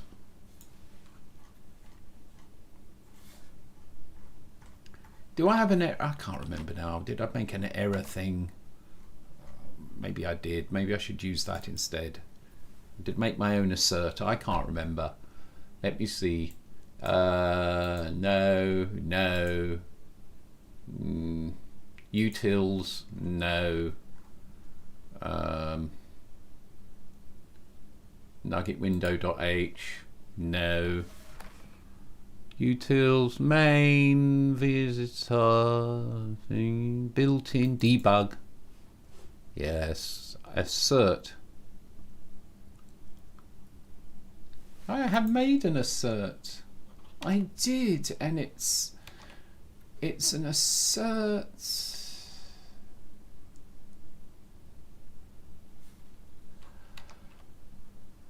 with an underscore. So let's use that instead.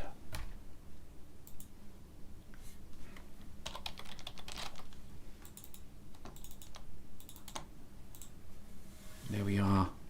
We'll build that. And what we have now, identifier not found for vector 3. Well, why is that? We should see.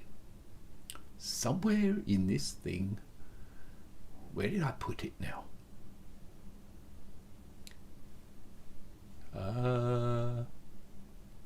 Built-in .h, no.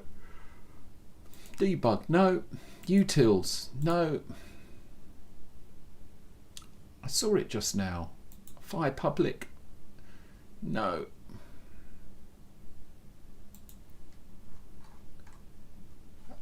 Hang on, I could look for it in here maybe. What?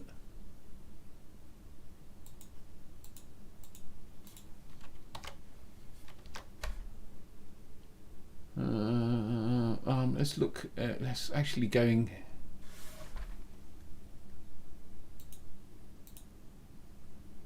How do I switch this to the other view? Can I see classes? Show all files. There used to be a thing here for changing between which kind of view. Folder view. If you wanted to view classes, how would you do that?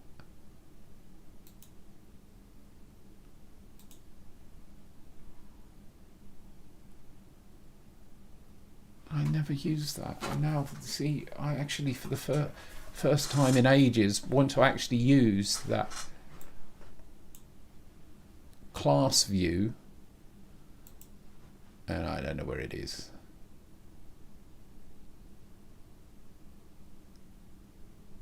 I never used that. Maybe this is why. It used to be here. You could just sort of just change the view to... What am I missing?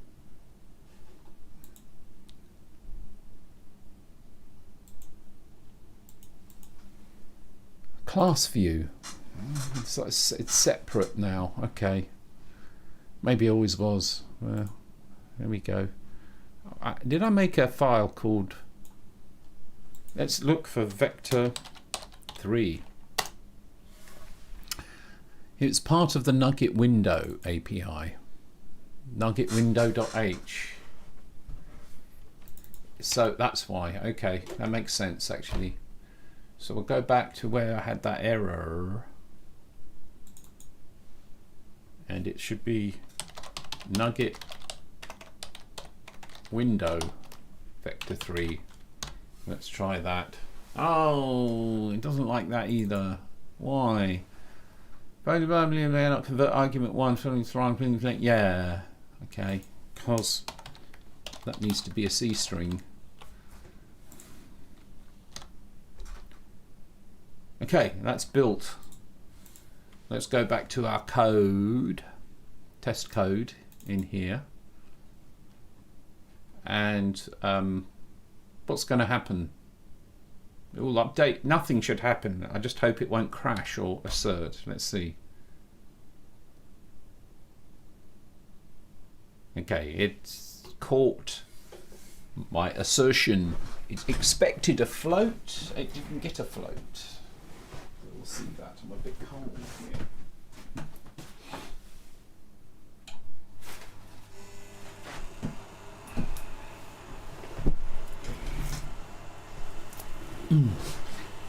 Right, I'll stretch my legs a minute. So here we go. Can I bring this over without it resetting? It's gone since last night. It's still going. And it hasn't reset because there's a dodgy power connection to this PIC programmer. Now it's at DC.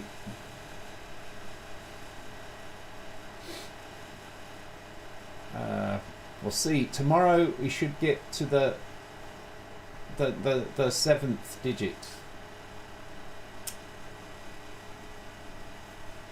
Because it's powered from the USB, that PIC of my computer. And I found that when I go when I turn the computer off, it stays on.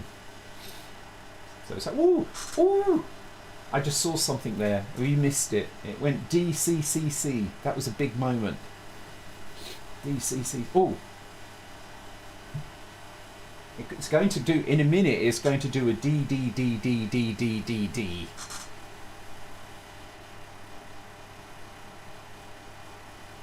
I'll see if I can catch that. Might be safer to move the camera. Oh, yes. Those are always nice moments, aren't they? Can we do that? Let's see. Yeah. Try and do that without it knocking it, where it would reset the thing.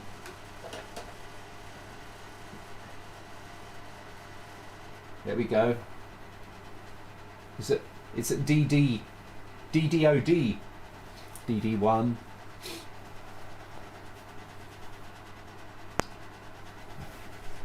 Ooh, that's cool. Look at that.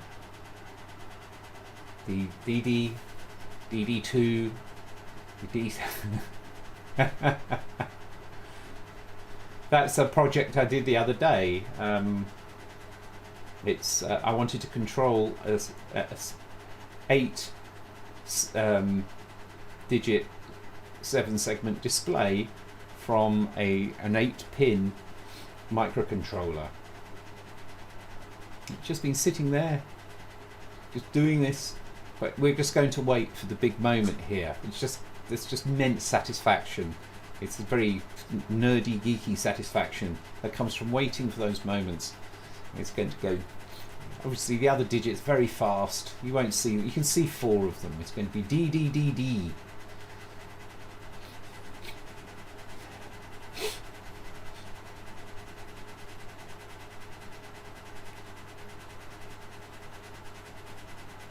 Who is 7? Ooh. Wow.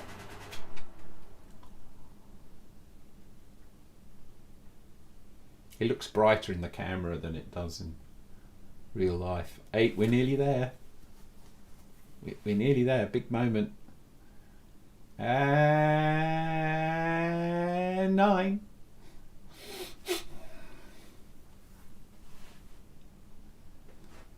And 8.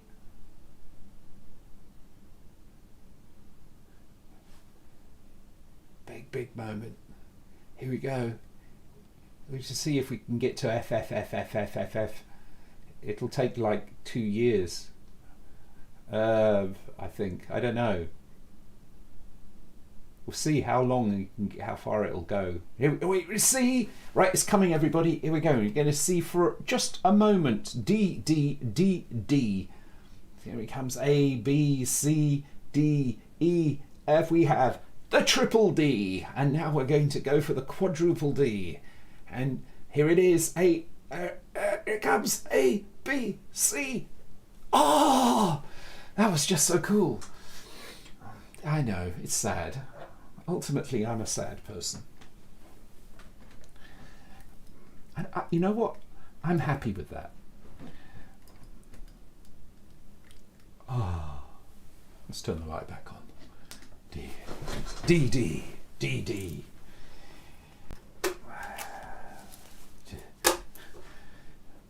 We miss Dude. I never thought about it, but if it was D00D, that would be Dude. We miss Dude. It's actually just said Deo there, which means God in Italian. But anyway. Witnessed in real time, the Quad D. Anyway, right, where was I? I put this up here, and this is right in front of the screen, so I can't see my screen. That's a really silly place to put it. Like there we are. We're back to normal. So, what am I looking for here? When I ran this, I ended up with this device. This exception expected a float, didn't get a float. Let's just run it again and see. Well, we have here EX operator text op integer it says it's an integer. Why an integer? Because I'm using integers now. It was when I did this assignment, it actually assigned an integer, not a float, because of that. And I don't know if I support floats properly yet, but that would be the reason. The type was integer. What do you expect it to do? Okay, well, we'll see what happens now. Ooh. Ah. Expected a float. It's found a float. It found 3 floats. And let's see. What is it? It is a float of value 0. And then it calls move. And nothing happens because it didn't move yet.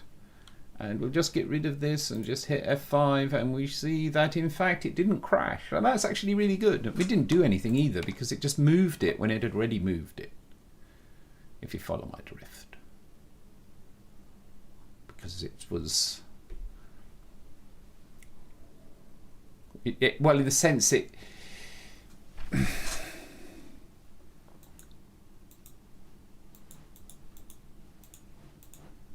yeah.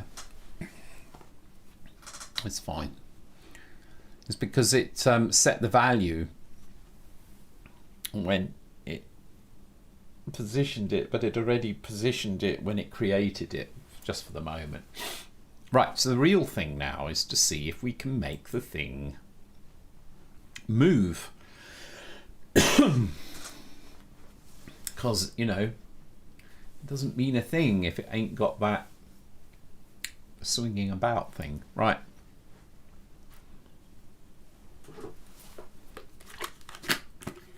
Okay.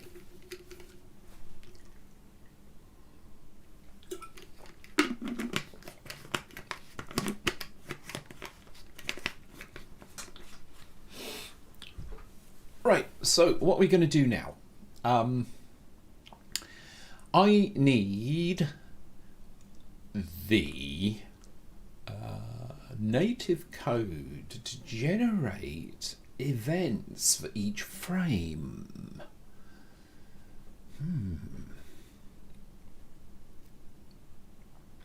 For which I need the concept of time going by.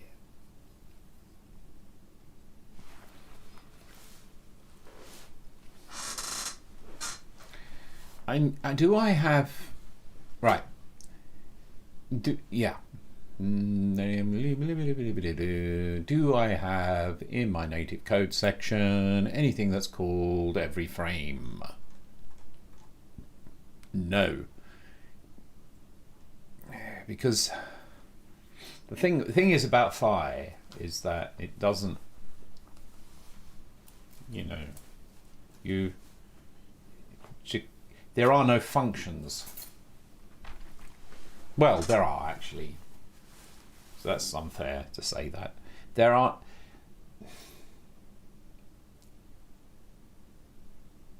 In order to create a tick function, you don't just call some function called tick. Or do you? Well, I could, but then the way it would have to implement is it would have to change the state of something, because that's the way Phi works, because there's no program counter. So basically I need to create a variable that changes on each tick. So the obvious one is to use a frame counter. So, but in order for the frame counter to increment, I need to do that natively. I need to have a hook in the Phi system that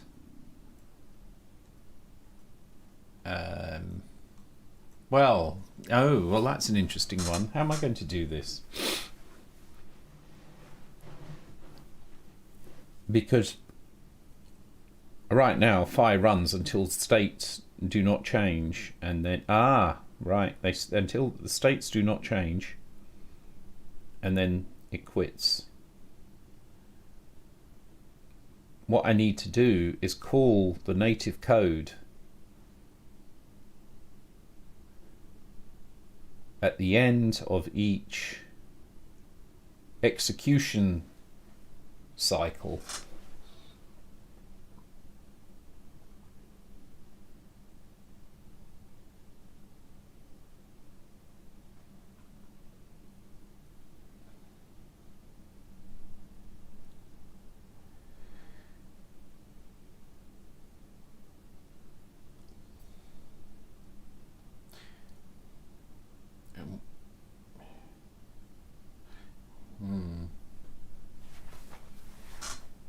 And there's a point where it asks, has anything changed?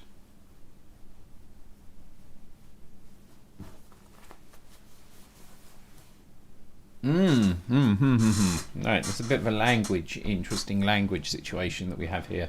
The way the fire works is if there isn't anything changing anymore, then it quits. But clearly, until the next frame happens, there's not going to be any changes. So maybe I need to be able to tell it not to do that. Not to not terminate.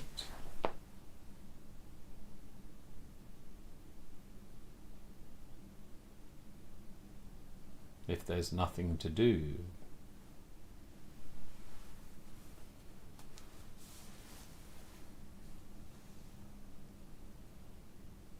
Well, what does it do while it's not doing anything?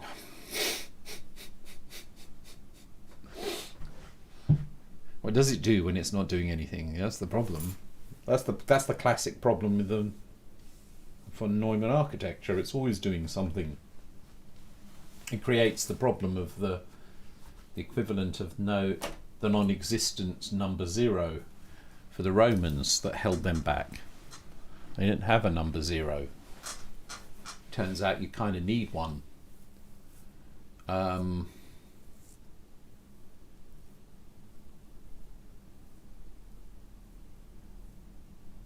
Well, you kind of imperative programming in von Neumann architecture. There was no description of doing nothing, so to speak. Because in fact the machine is always doing something, because its clock is always moving. You could make the computer go to sleep, but turns out that's not a language feature, that's an operating system feature. This is all part of the kind of tension created by the traditional sort of clock-based stuff. I need to understand what happens. It's going to be waiting for a change. Waiting for the increment. I don't have a way to tell it right now not to terminate.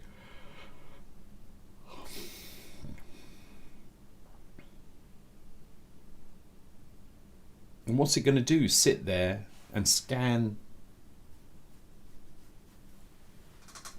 the whole thing, all of its variables continuously at a fast rate?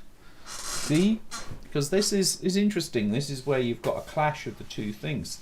The virtual machine is working on a von Neumann architecture. It's working with a clock. It's working with a program counter. It can't stop.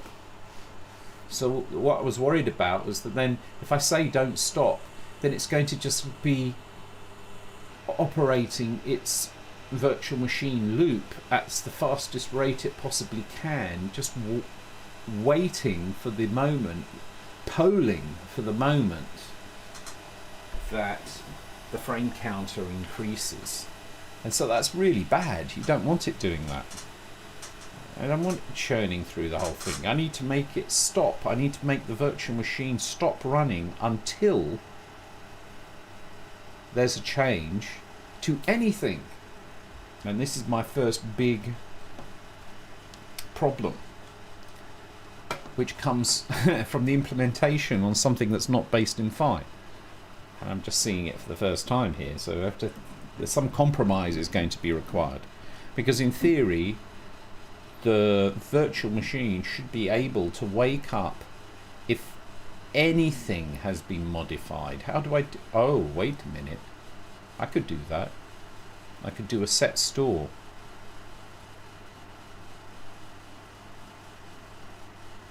Okay, but a bit dangerous. It feels dangerous, especially if things were running on different threads. Well, I'm only running in one thread, so that's good enough for now. But basically, I could say don't execute until there's been, oh no, this will work. Don't execute until there's been a modification to the data on the, yeah, that works. Right, so what happened, because like that, it's run stop, right? It's stopped because there is no further change to the state of the system. And at that point it quits. There's got nothing more to do, because logically, if there's no change to the state of the system, there's nothing more to do. I need to put a little hack in. This is like a little, is it a hack or it's a layer over phi for asynchronous processing. And basically what it does is, when it reaches the stop, instead of exiting, it needs to wait for any modification to the data. Any call to set a value in the store. So that should be quite easy to pick up, because I can just intercept the call to set a value in the store. And then it needs to wait until that happens. So what the wait until it happens, how does it wait? It needs to be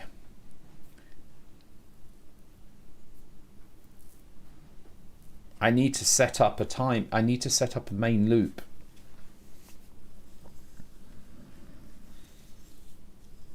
And the main loop is going to execute phi until, and then phi returns when it's finished executing whatever it needs to execute. Ah, right.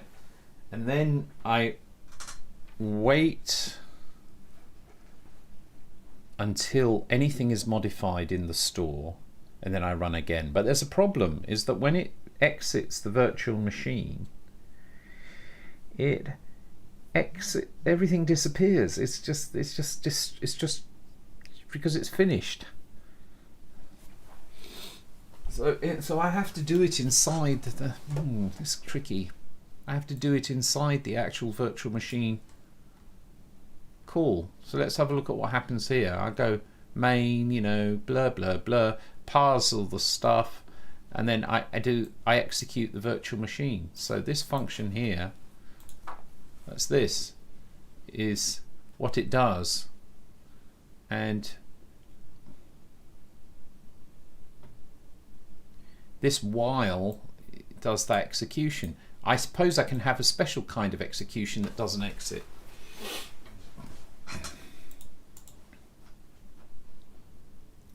And what would happen with that one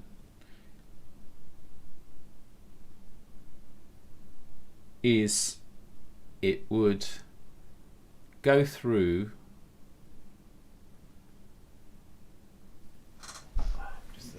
blah blah blah. All right, I'm going to just, I think I know what I'm going to do. It just feels a bit wrong, because what I'm doing is execute with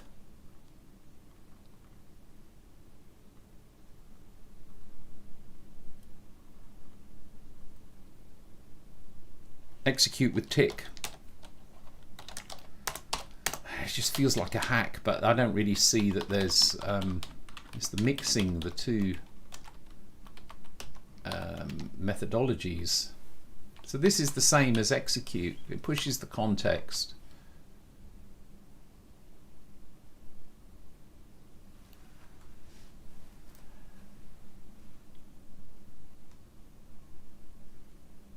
Execute string context. So which context do I? Oh, right.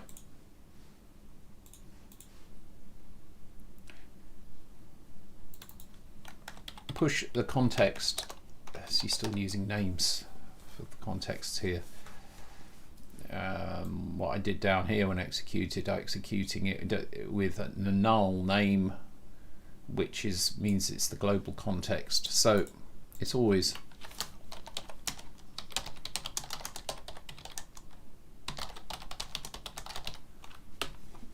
right.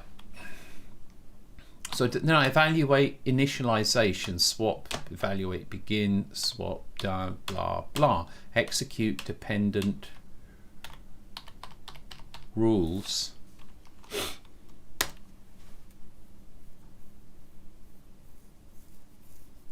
And I need to do a loop here because it's going to loop forever because it doesn't quit anymore.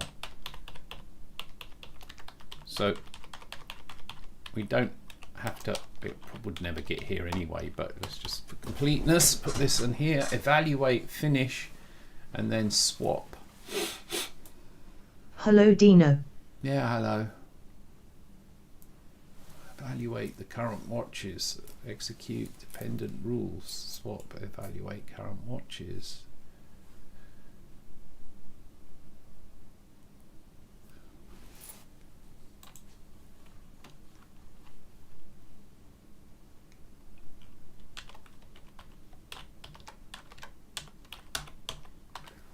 So the evaluate the current watches, which basically is checking for things that have changed. While we have dependent rules, execute them. The swap swaps the variable state between the two variable buffers. Evaluate the current watches. Yeah, that makes sense. And then you execute the dependent rules. It just carries on doing that. When we get to the end, that was this evaluate finish. At the global context, this never gets done.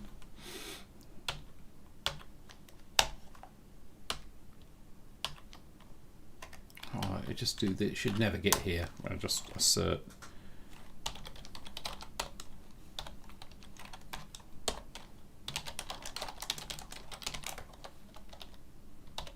Okay.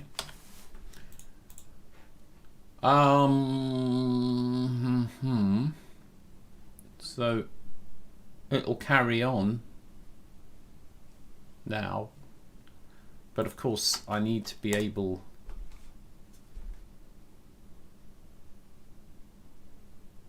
to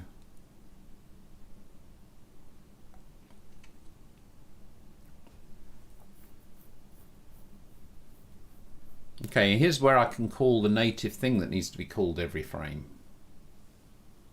Oh no, but I don't need, no, I can do it directly here because it's execute with tick. It's going to create the tick. I need to be able to throttle the rate at which this runs. I'm going to make it go at, say, 60 frames per second.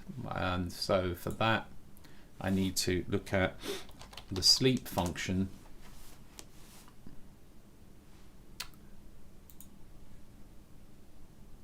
Look in entire solution. I have it somewhere in here. System sleep.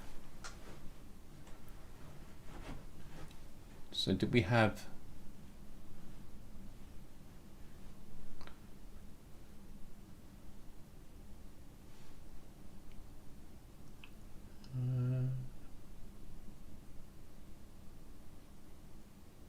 system?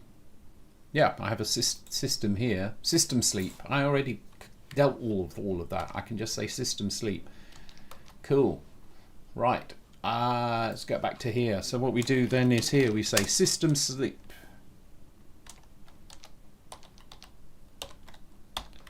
May need the header for it. And we're going to just go with 500 milliseconds right now.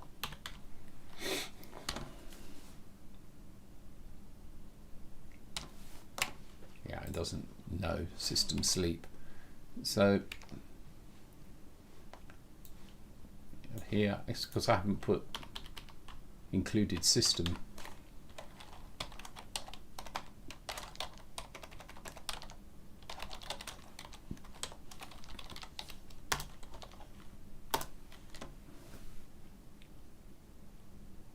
Okay, right.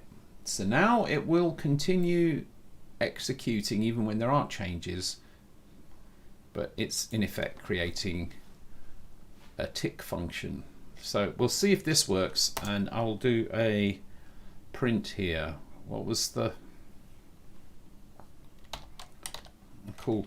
I had my own thing. I think I called it nog.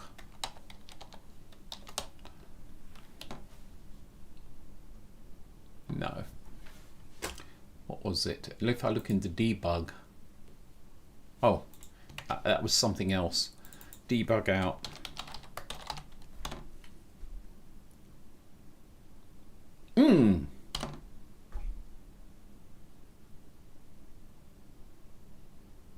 Ah, right, I need to call it. So right now, when it gets to this, I say execute. I need to execute with tick instead. And so this will never stop.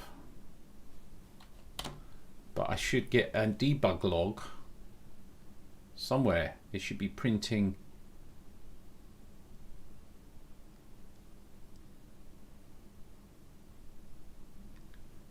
Oh, there it is. Yeah, it's here. There we go.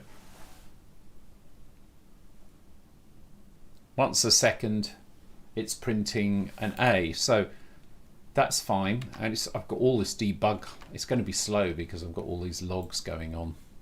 Speed is not important right now. Functionality is important. Function is important. So I have that. I'll go back to phi.cpp and look at the code here. Execute with tick.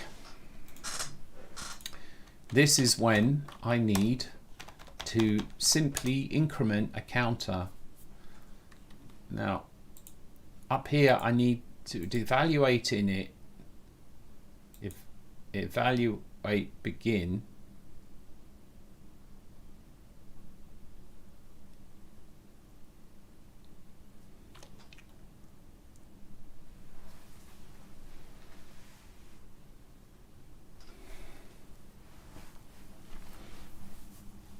when do I want the tick to start?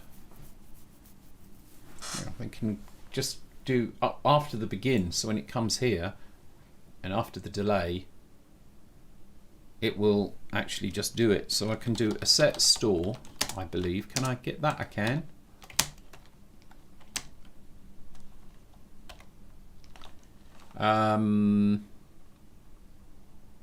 No, it's the opaque one.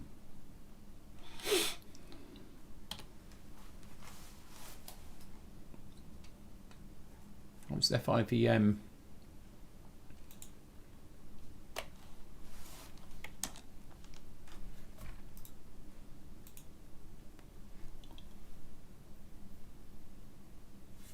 I need to look at the... Oh, right.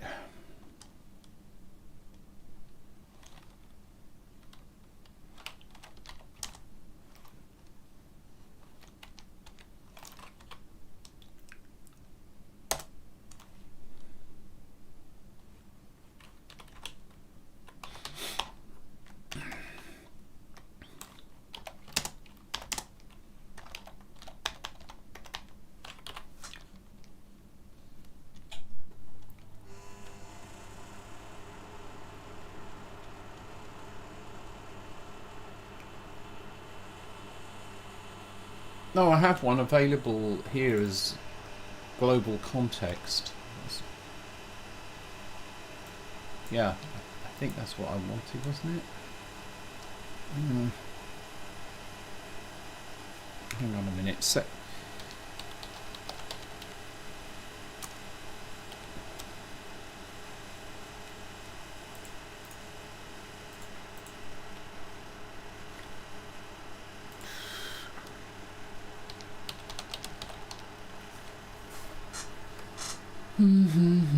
This is in FIVM state. Yeah, right. Yes, autocomplete doesn't work, of course.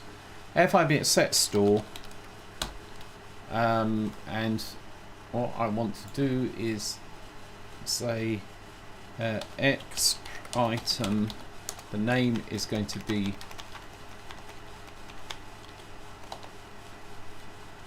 frame count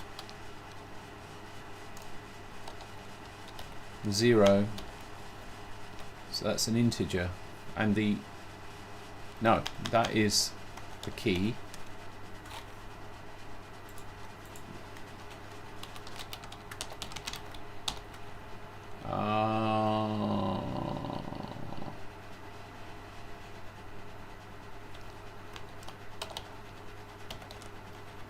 The name doesn't matter, but it's going to be an integer, so this is 0. Let's see if that compiles. Didn't like it. Syntax error. Where be the syntax error? Ooh. What? That's a bit weird.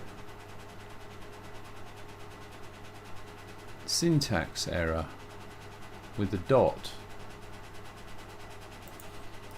Let's go to the definition. Oh, I think the problem is, where are you? Yeah, I need.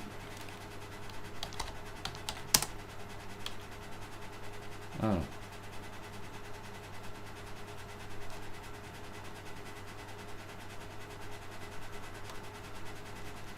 Yeah, the problem is I don't know. In this bit of the code, FIVM, I need to. Oh, it's just called state. Sorry. Yes, state.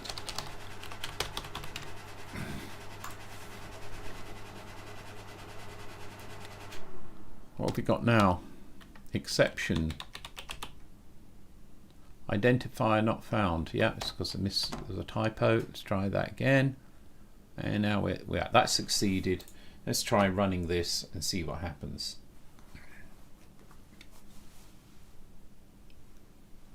The frame count is set to 0. We can see that in the global context here. So that's all good. But what I need to do is I need to increase the frame count. So for this, I think we'll just do int frame count equals 0. Frame count plus 1, and in here we have to do frame count. So this will set the variable frame count to the next value, and we should see when I run this in this window up here, hopefully you can see those, we can see this integer value of frame count is increasing every frame. And so that gives me what I need. It wasn't that bad actually. It means that now it evaluates everything it can. When it's finished evaluating everything it can, it sleeps for half a second, it increments the frame count, and then it goes back and executes. And then anything interested in the frame count changing will then be able to respond to that frame count. This would allow me to move the cube. So we're getting rapidly to the point where, I hope, where we will see the first ever animation of Phi, in Phi. Something happening over time in Phi and animating something. So, let's see. In order to do that, I think, in theory, I have everything I need just in the language. So what I need to do is say on change frame count cube.pos.x plus equal 1. This probably will not, we're probably going to generate an error, as I probably have some kind of combination of operators and functions that don't work. Error. Items left on the stack.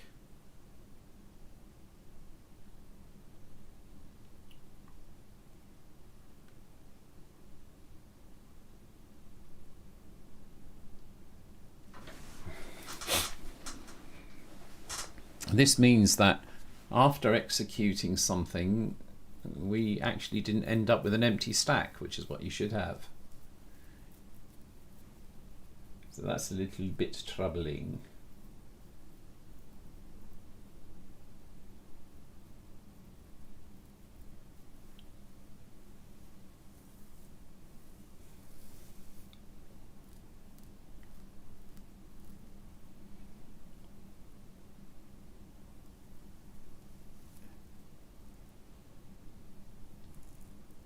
One small step for mankind, one giant leap for Phi. Hi Mark, how you doing?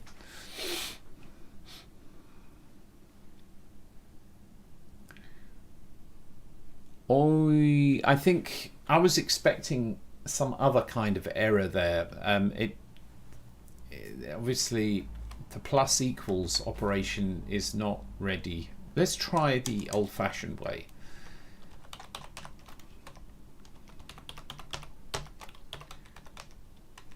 Cube pos x equal cube pos x plus 1. Come on, you can do it. Unhandled left value type, L float for plus. Okay, that's better. This is a problem caused by the lack of implementation of stuff for floats. It got here because the plus left value type is a float for a plus. So when it's an operator plus, we look at the left value type, it's a float. Oh no, that's right. Okay. So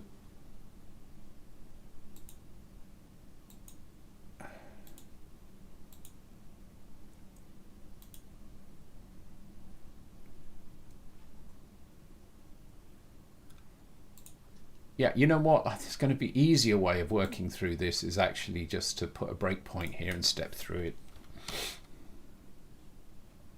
It's going to be easier. So we'll go and do that. Let's see. Okay, and here we are. Ping. We'll do left op on here. The left operator is an identifier. Is that correct? Let's check. Yes. It is an identifier, cube pos x.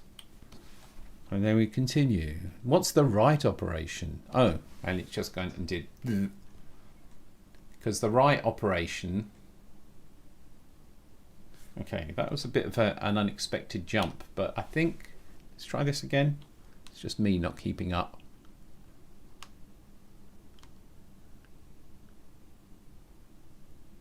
Eject for the right operator, right?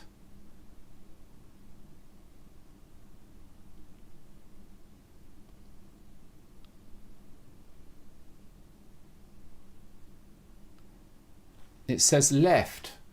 That's a lie.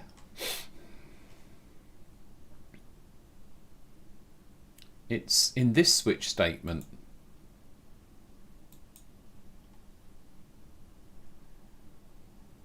Be great if I could just keep that highlight. But anyway, you can see it here on this switch. Case for a string, case for an L float. Well, hang on. The right operator was a float. This is not making sense. Let's try it again. I will just look at everything. The left operator is currently cube. It's an identifier. We're processing an identifier. The right of the operator is, in fact, the integer.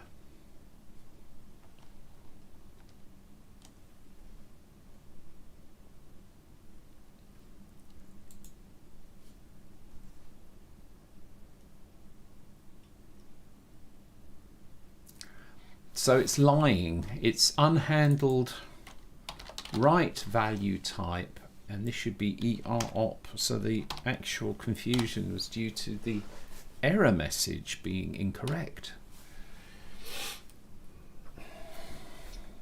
And that didn't work. ER. There is no ER.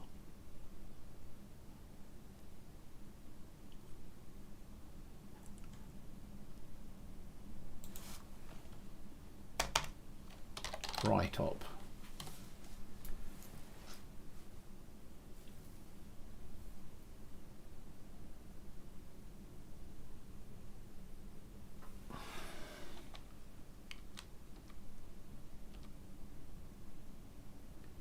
Integer for plus. Unhandled right value type integer for plus. That makes more sense. So we're doing a plus with a right hand type of string or a float. I already did the float. The problem is I'm adding an integer. I could have just put, well, you know what? Then actually what I'll do, just to keep it simple, is I'll just change this to 1.0. Then it will be a float plus a float. And obviously I'll want to improve that later, but let's get rid of the breakpoints. Come on, machine. What? It didn't like something. Expected a float.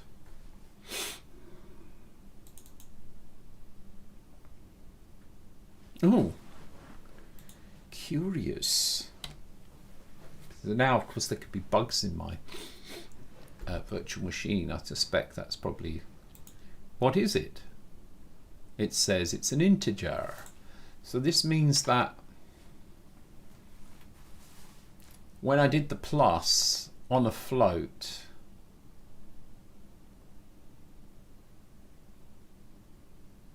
oh, interesting.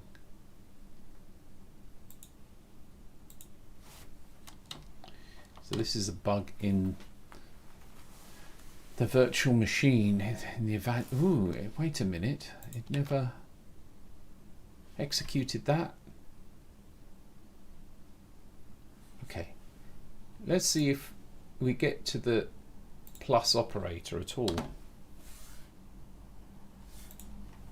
Or maybe I didn't stop running before I got there. Let's try this again. Oh, that I didn't expect. What the hell's going on here? The Spanish Inquisition?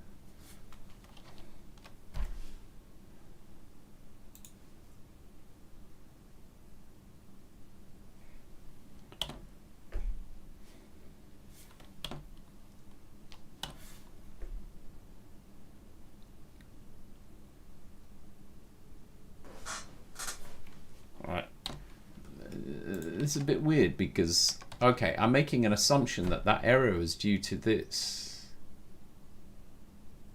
So what we'll do is if I just comment out that, it's the nice thing you see with this is at the moment I have something that happens when the frame count changes. I'll just comment it out. Everything else runs.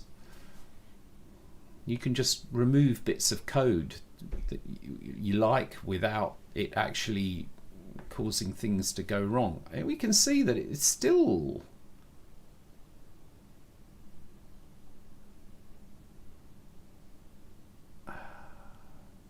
what is the operator? It says it's an integer. No, it's not an integer. It's an L float. It is an L float. Oh, it's because I put the breakpoint. Sorry, that was just a complete brain thingy. I put a breakpoint on it and then got that confused with the assert.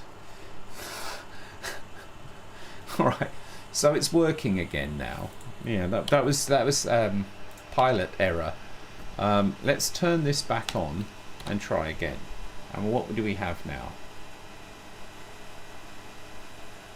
Right, expected. So something went wrong, and it's when I assigned. It's after the assignment of 1 to the float. So what I have to do is just bear in mind when I'm doing this, remember that if I hit the breakpoint. That doesn't mean I've hit the assert. And this is, it's an L float. Okay, because that's the first time. And then here, it's also an L float. And here it's an L float. And then it hits it, L float.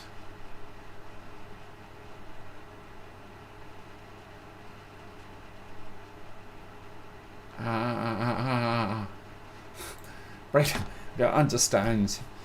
It's like you've asserted it is an L float. Yeah, L float. What is wrong with you?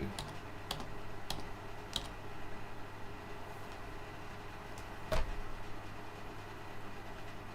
this is an L float.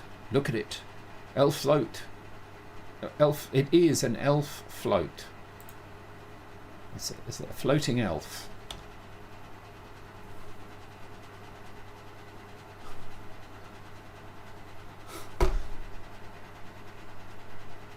WTF?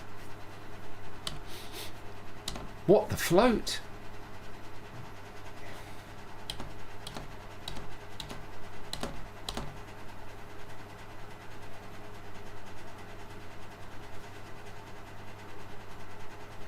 Yup. Oh! What the hell? Oh no! I don't get it. How did this ever work? How does it compile? So many questions all of a sudden. How is it allowing me to do this against that when this is a whole class? This should generate an error. This shouldn't compile. Why does it compile? Oh god! What?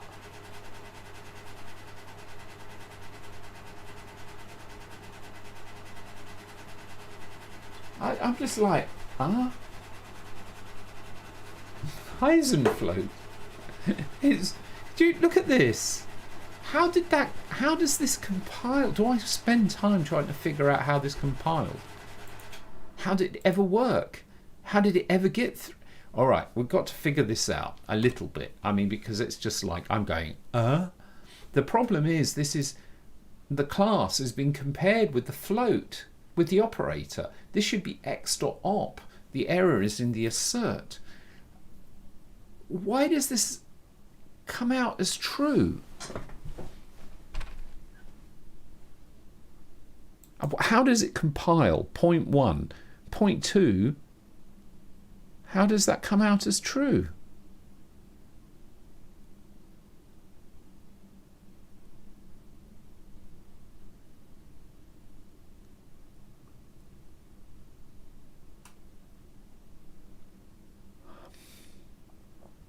The cogs are whirring at the moment. I need to take a little break, and then I'll come back and we'll figure this out. I say we, but it's probably I'll figure this out. Teamwork for the win. I'm going to stick a video on while I take a break. Oh, what shall we have? On my channel. Bidoo-bidoo-bidoo. Bidoo-bidoo.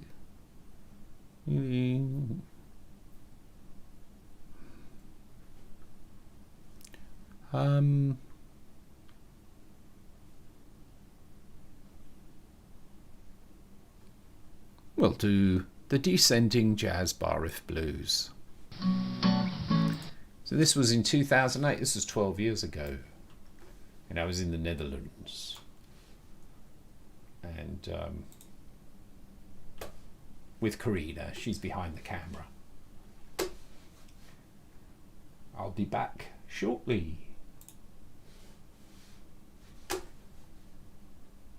If this is Python, it's definitely the full Monty.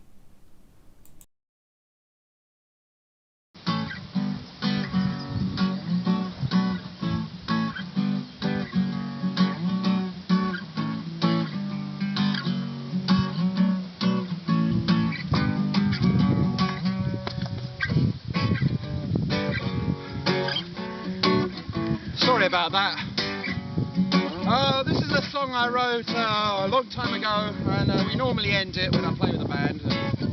I haven't got the band here, but I hope you like the scenery and everything. And yeah, this is a good one to end a set on, but this is only one song in this set.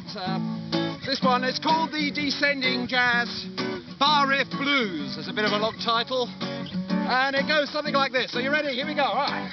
Hit the road, Jack, and don't you come back no more, no more, no more, no more. What happened there? Hang on. Excuse me a minute. Hit the road, Jack, and don't you come back no more, no more, no more, no more. Hit the road, Jack, and don't you come back no more. What you say?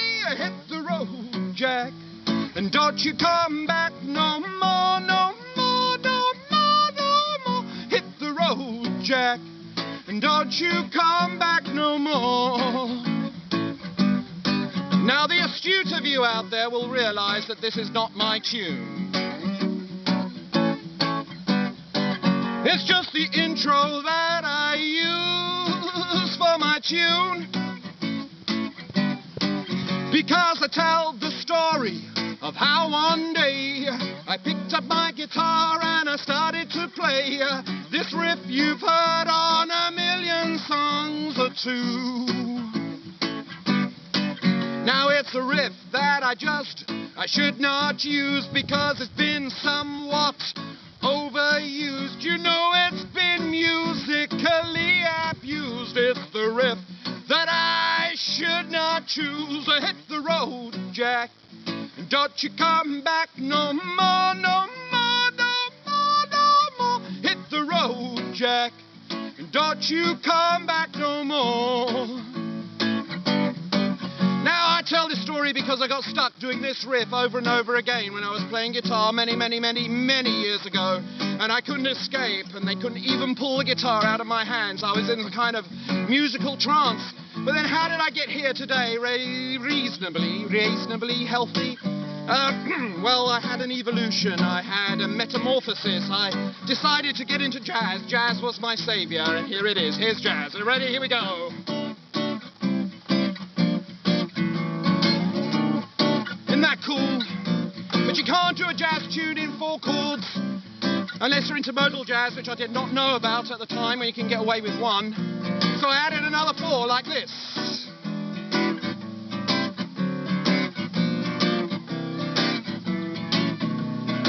But it's a little bit slow, so I'll speed it up in just a minute after I introduce the band. No, they're not here. Oh. And you all know who I am, so I'll just get on with it. Here we go.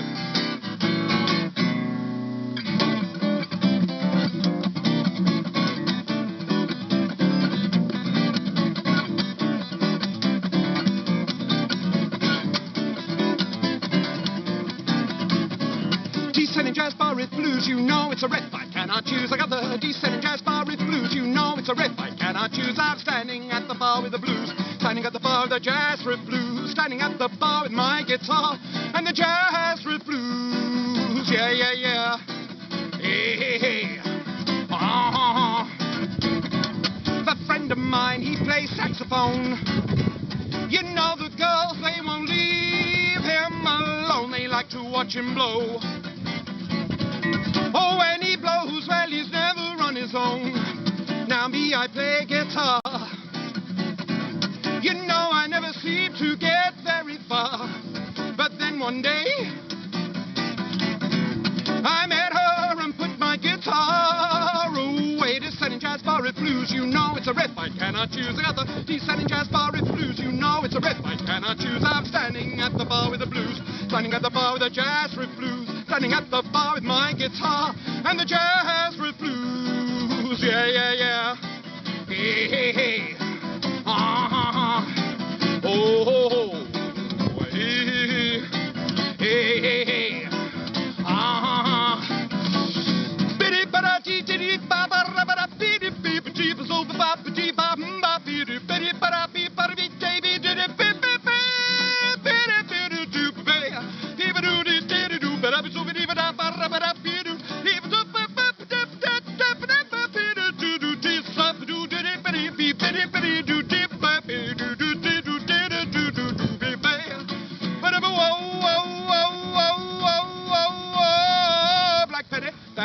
whoa, Black Betty, bam ba dam, whoa, Black Betty, bam ba dam, whoa, Black Betty, bam ba dam, whoa, Black Betty, bam ba dam, whoa, Black Betty, bam ba dam, whoa, Black Betty, bam ba dam, whoa. A friend of mine, he plays saxophone. You know the girls, they won't leave him alone. They like to watch him blow. Oh, when he blows, well, he's never on his own. Now me, I play guitar. You know I never seem to get very far. But then one day, I met her and put my guitar away. Descending jazz bar with blues. No, it's a riff I cannot choose. I got the descending jazz bar with blues. You know it's a riff I cannot choose. Standing at the bar with the blues. Standing at the bar with my guitar and the jazz with blues. Yeah, yeah, yeah. Hey, hey, hey. Oh, oh, oh.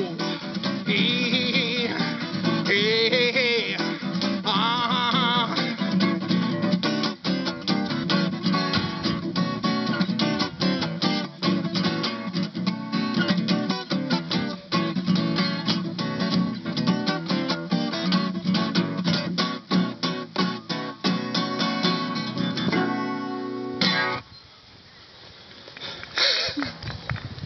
Thank you very much. Thank you.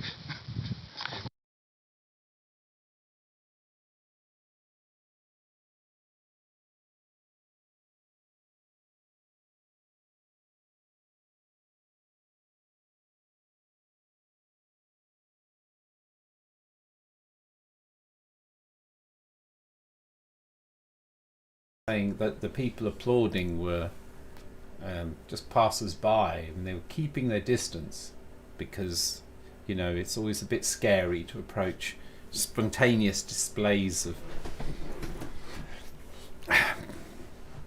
of activity without a purpose.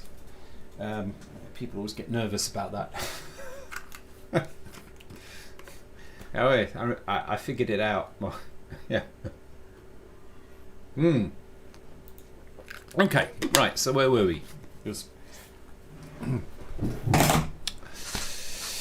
the issue of this bug here is, yeah, I was looking at how is it that it actually, right, my theory as to why this is can I just go to the definition? Oh, that actually worked.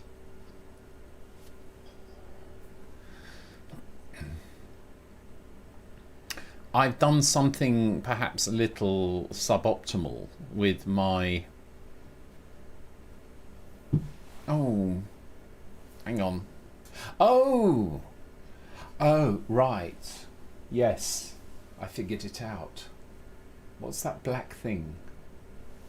Oh, that black thing's the screen. I was going, there's, on my camera view here, there's this big black thing.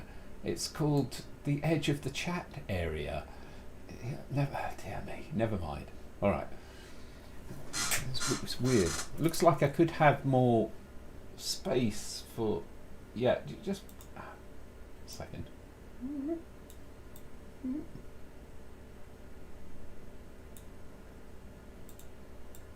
Make that a bit wider. There we are. Right. Yeah, I figured it out. Well, the actual reason why that worked is to do... This is one of those annoying features that can happen with C++, as you...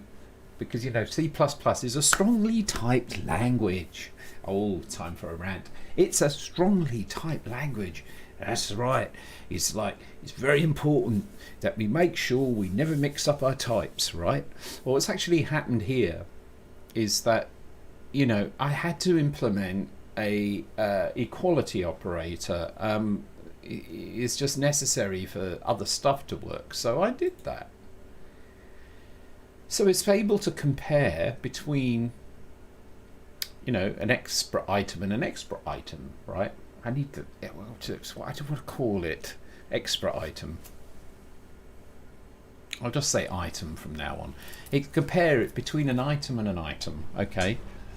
So that's fine, but also I've been creating, you know, constructors That's a bit of meta, isn't it? We've got constructors as well. And look here, there is a constructor for operate. Takes an operate. It's going to. It's. Oh, don't start, Mike. And so, what happens is there's an implicit conversion that can occur, because by default it will just do. I don't even know how to turn it off. I need to go and look. But it's like, if I have anything that requires an item and I have an op, it can call this to do an implicit conversion. It's really not what I want, not what I meant, not what I intended, but is what in fact happened here.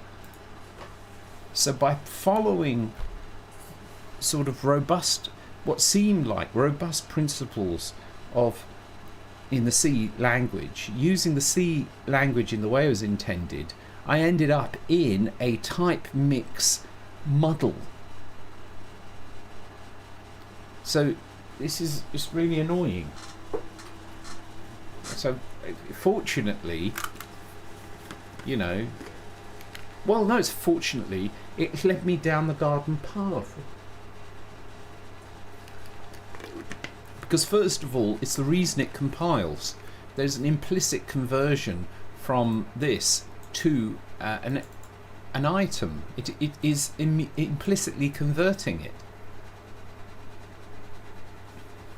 That's obviously not my intention.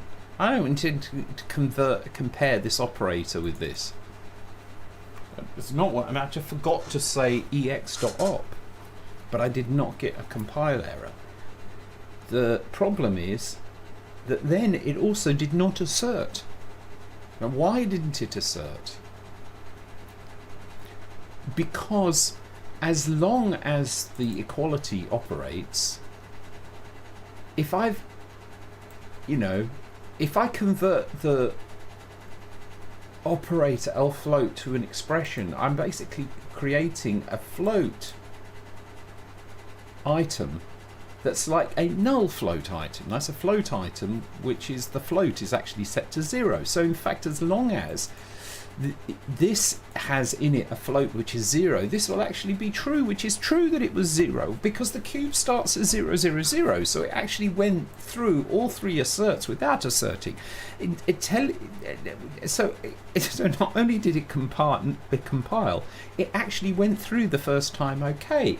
And it's right until the damn cube moves. And when the cube moves, then now I'm comparing a float with a position of 0 to a float that is 1. The check to do the comparison between the two items takes into account whether they're actually the same or not by value, which means they're not the same anymore because it moved. And so then it goes assert.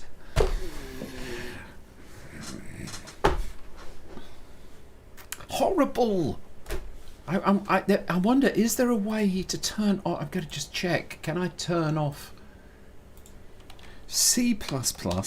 Turn off implicity. How do I avoid implicit construction things? You can't directly.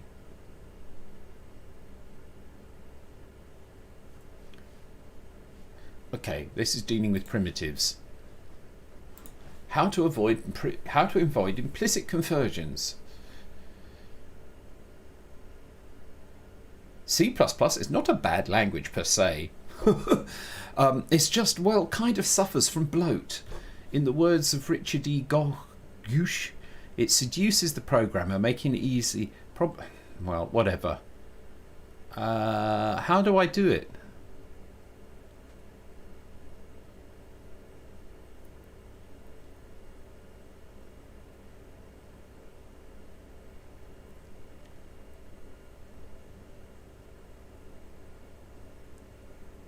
Oh my god.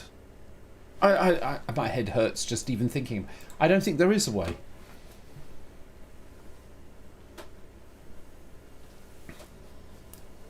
There is no way. C#, there is a way. You've got the implicit keyword. You have to turn on implicity, otherwise it's not implicit. So there you go. C++, obsession with typing. I just I could go with that. I could go with strict, with typing, being strict about types. I can go with that. If you're actually going to be strict with types, you've got to just, it's fine. Just don't, not a half and half. Lockdown beard. Not half and half, Not sort of. It really irritates me because this type of thing just makes a complete mockery of type safety.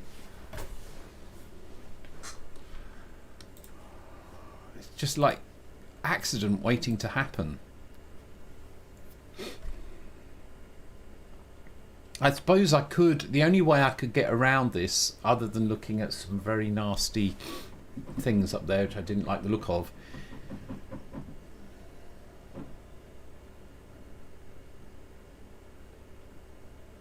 it's not that it's converted to a float, it's that this is getting implicitly, because I have a constructor that you can give it an operator to create an item,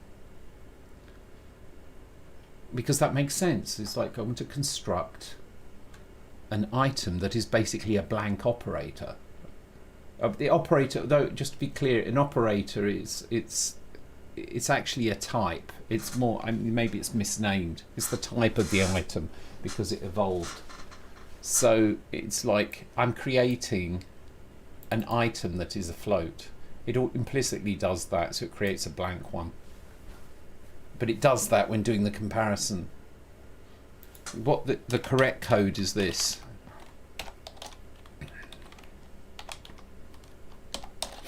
The only thing I can think of is that I could make it assert if I've created a float and it's uninitialized, but then I need it to understand that it was uninitialized. Anyway, I'm not going to do anything about that. I just, whatever. But,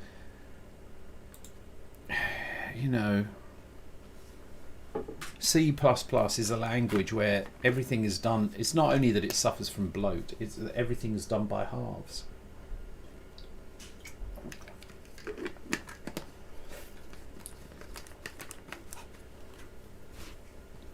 There's type safety except where there isn't.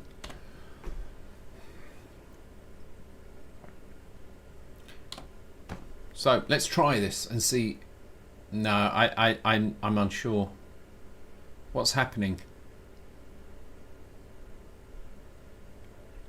Well, there's good news and bad news. The good news is, and it's chugging really slowly here, right? It's chugging really slowly because it got all of this, all of the logging in there. But it is moving the cube in the sense of the value here. You can see it's assigning ever bigger values to the cube position, but it's not updating the cube itself. So we're going to have to see why that is. So we're almost there. Let's see if I'm going to go test phi. Cube pos x is being modified.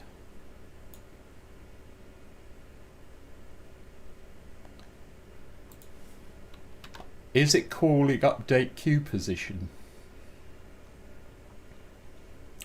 If it is, then that should be fairly quick to fix or figure out. If it isn't, then that's... Oh no, it is. There we go. So it's doing everything as it should. Yeah, of course it. I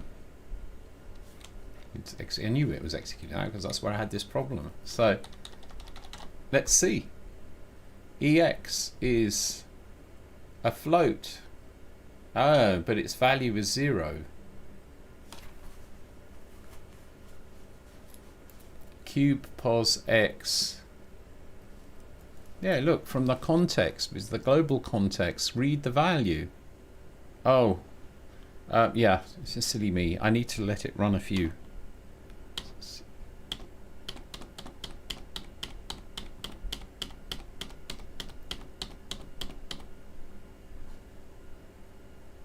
What's going on? Oh, here. Okay. Oh, because it changed. Alright, so here I'm trying to get the value of the cube x position. It returned an item with a float value of 1. So this actually got through to the function. It gets past that. So it's not moving the cube.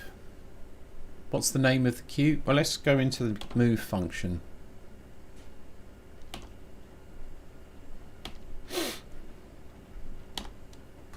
We can check it here. The name is cube. And the position. So the bit that's broken right now is the easy bit.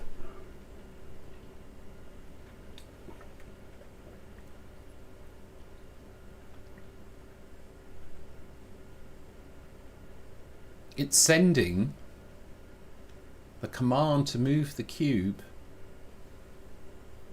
to the terminal, to the nugget window, which is this thing running over here, which was made in Unreal. That was the whole thing that I did before when I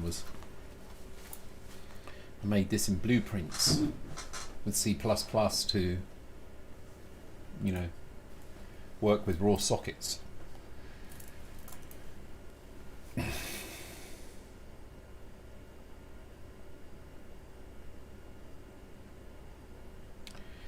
So, well, there we are. It's really strange to be actually stuck on it not working on the easy bit, because that cube should be moving. That was the big moment. All right. What I can do, however, is exit the Phi program, and this is where the power of the nugget philosophy with this viewer, which is, you know, is made with this nugget architecture, where the idea is that components can communicate to each other in a communication method agnostic way. And it's retaining, as you can see, the cube was constructed from the run of Phi is still there because it's in the state of the viewer. I can use netcat to connect to it on port 7777 localhost.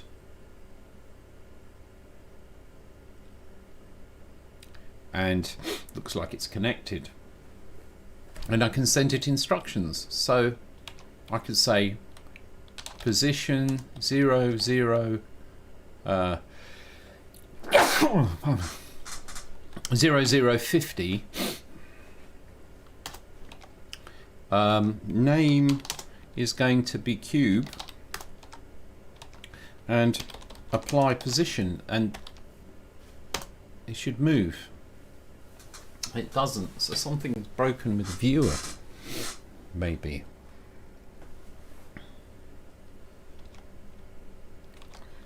Control reset.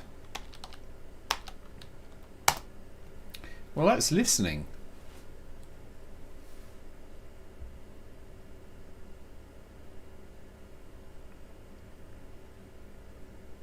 It might be a problem of the name of the cube. Because what should have happened is it should create the cube.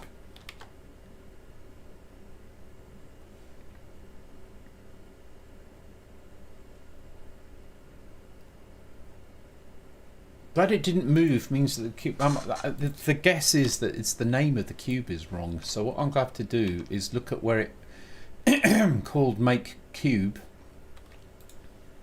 So where it makes the cube, and this is where it moves the cube. I'm just going to check the instructions that are coming through. So, right, I'm going to exit from netcat to free it up so that when I run this, it'll connect, which it did, as you see. It initialized. That sphere, I don't know why it's there, but it is. I left it in. It's like at the origin.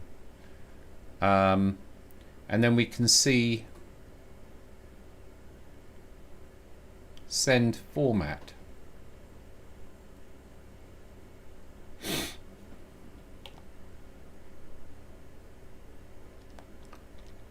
So when we get here, we're at send buffer, and this is the command that's being sent, is make cube position 000 name item, and bingo, that's the problem. It's called item.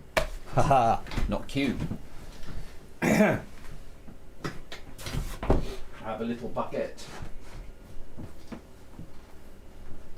It's like a baguette, but not as tasty.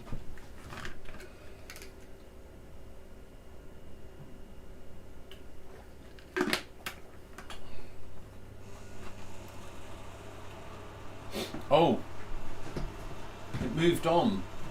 The counter moved on. It's at F5.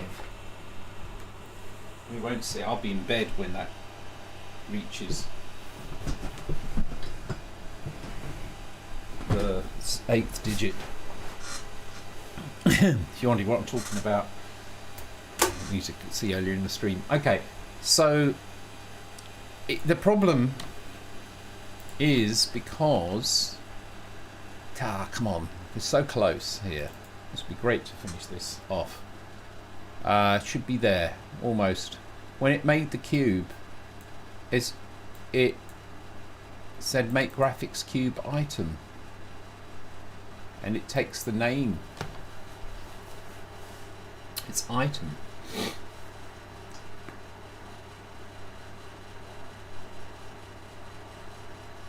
I need it to not be item, it needs to be cube. So I need to use the reference. I need to say at item. Although this might fail because maybe I haven't implemented this particular path through.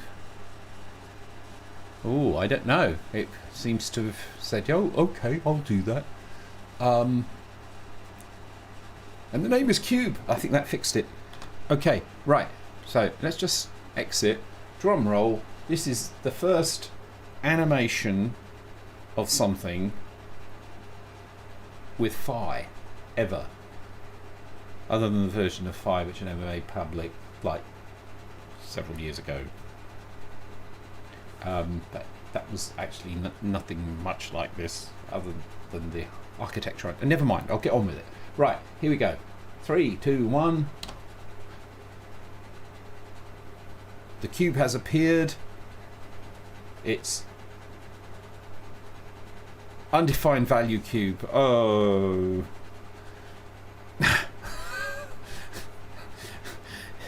I was so convinced that was going to work, but yet it didn't. Oh. It failed on a print. Who was asking for this to be printed?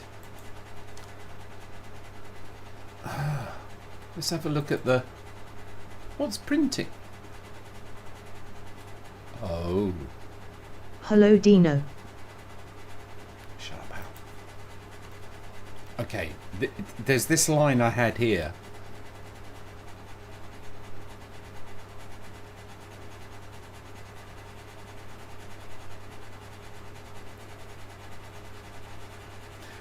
I don't think I need that. I was just trying to print cube. The cube is actually undefined because only the children of cube is defined. It was just a stray line I don't need. Okay, here we go. This whole big machine.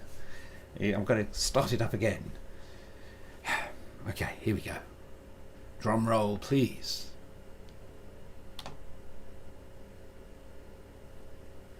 Starting up. Oh, let's hit the break point. Oh, the break point I left in. Right, take the break point off. Okay, another drum roll. All right, here we go. Oh, another break point. Are you going to kill me? Okay. Drum roll. Come on. Do it. Move, damn you. It's not moving. Oh, what's wrong? The thing. Yeah, there's no doubt about it. I'm looking at it. So maybe it's moving just very little bit. It's moving a tiny amount. It's not moving. Wait a minute. It is moving.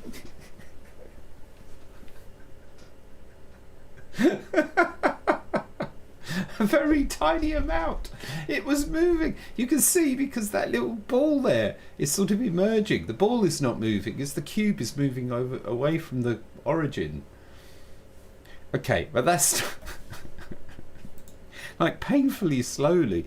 Okay, cool, it works. That's amazing. Right, what we're going to do is just improve this a little bit by which one is Y, so I can move it sideways, because the XYZ of Unreal is like a nightmare. We'll move 10 units and it's going to move horizontally. All right, so here we go.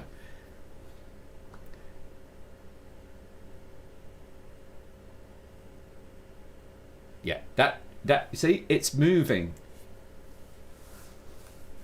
Haha. That's to get to this point took a lot of work, because I had to build this viewer to get it to work in the way that it's doing. I had to build the viewer. There's the whole virtual machine of the language. I had to hook all of this up together. I've just added functions and references, and it's right, and it's all documented. Almost only a very small amount was off screen. So everything pretty much of the development of what you've seen here, other than the initial implementation of Phi, which was done before I was streaming, and that feels really good. It's right, it's working slowly because he's printing all of the logs here, as you can see. This is the execution stack going. Here are the variables. And just to review how this is actually working from a language point of view.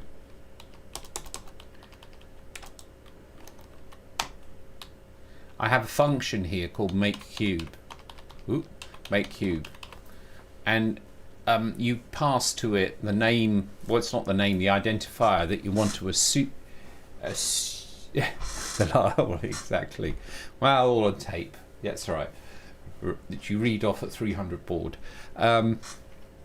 This cube, when you call makeCube, you tell it, you give it an identifier. The identifier is I'm giving it is cube. I'll explain this in a minute. Well, it actually expects a reference to one. So in fact, yeah, I'll explain it now. Cube means convert cube to a reference to itself, to cube. So it's passing in a reference to itself. And interestingly, cube doesn't actually exist. So you can actually, in this language, as it is at the moment, you can actually have a reference to something which is null. It doesn't exist yet. This turns out to be actually quite handy. So because it's another way of constructing, you can think of this like a constructor. But what you do is you tell the constructor the identifier that you want to construct this to. So, okay, so, but you know, before it gets to this, we have to do what we do in the beginning. So when the thing runs, the first thing that happens is this command, because on begin, clear the graphics. Clear graphics is a native code that goes and tells the viewer to, I'll just run it again, tells the viewer to initialize. So it does that, and then when it initializes, the viewer sets graphics cleared variable. So in the language, it says when there's a change to graphics cleared, which is basically a way that it's saying wait until the graphics system is initialized. So in fact, you can see everything is always automatically asynchronous. If it happened to take 10 seconds to initialize the viewer, if it was going to wait for a reply from the viewer across the network to say I'm ready, it doesn't at the moment, but if it did, this would just be all handled automatically. It just wouldn't You know, the whole system is waiting to hear that the graphics are initialized, and the whole language works on this basis. So on the change of that, it's a way of doing that sort of cheaply at the moment. Make cube, and so you take cube, which is what the reference to this cube is going to be, what this cube is going to be called, the identifier for this cube. Turn it into a reference, call make cube, and pass that reference in. So make cube is a function, right, defined here, that takes something called item. Well, we can see that item will now contain a reference to cube. On the begin of this function, it's going to do all these three things, right?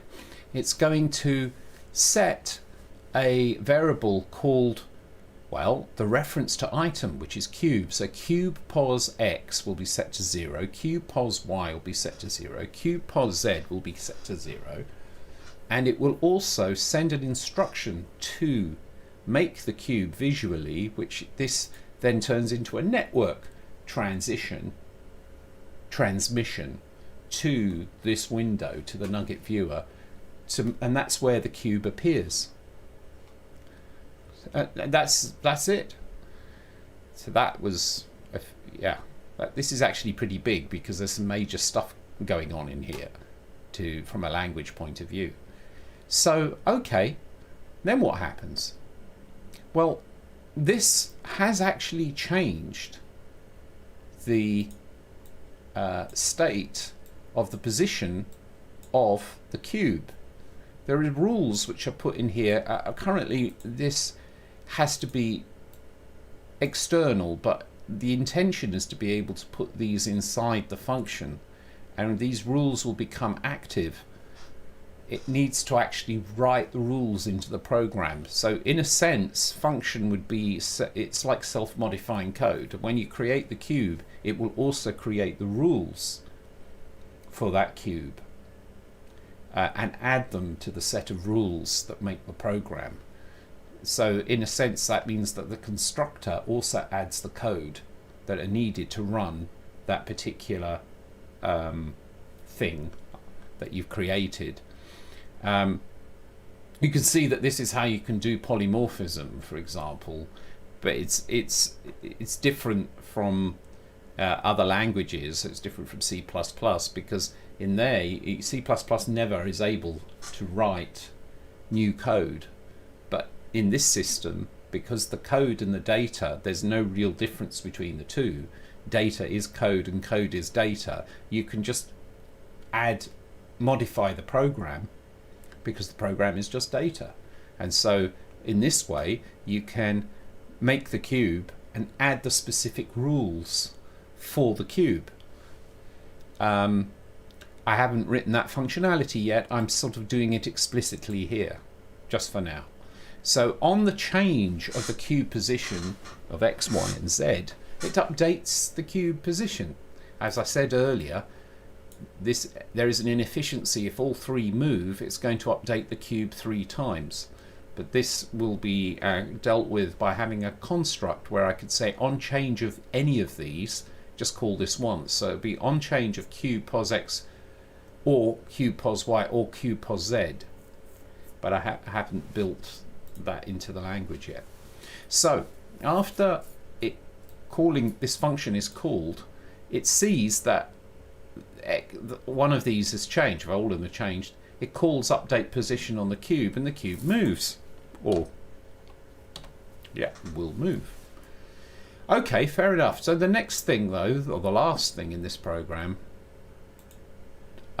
is that the runtime system is modifying this frame count variable, which is an integer, and it's incrementing it every half a second or something, right? So again, it's just a cheap and cheerful way of creating a tick function, but it's not really a function. It's just a variable that counts up on every tick. So this means that if you want to have something that is affected by that tick, you just say this: on change frame count, cube pos y equal cube pos y plus 10. And so this is saying on every tick, move the cube 10 units. And it's done. All the rest of this stuff is nothing to do with the actual running program because it's commented out. The whole program as it currently stands is just this. And this would get smaller later because first of all I'll be able to say on change of cube pos x, y or z, perhaps on change cube pos, and then it would just automatically have rules for any of the variables under pos. It's to be decided. That would be hidden away inside this cube function. If we did that, then the actual code would, and this you can then say this as well could be is just part of the runtime, and we could well no, on change graphics cleared, sorry, this could be part of the runtime. So what you're left with is really just 2 lines of code. On change graphics cleared, or as you could say on the initialization of the graphic system, make the cube, and then on the frame count, move the cube 10 units. On a tick, move the frame 10 units. And so what you've got is just a pure declaration of your intent. And crucially, I've just changed the order of the instructions here. The orders doesn't matter. The thing will just work anyway, because there is no relevance to the order of instructions, because the actual, order of execution is dependent only on the dependencies of things. Right? This has a but I'll put this back the way it was just for now. The consequences of these changes are huge, because, like I said, it doesn't matter how long it takes for any of these things to occur. One of the huge problems that you get with traditional sort of imperative programming is when you want to do asynchronous things, it's like waiting for something to happen. It's a real pain. You want to make a call to a web page, to get a web page. You can't have your whole game just stop while you're waiting to get a reply. So you have to use a completely different architecture to specify your web call. You have to use coroutines in Unity, or you create a little miniature state machine to handle it, or in C++, in Unreal, you actually avoid using C++ there and do it in blueprints, because then you can use latent actions.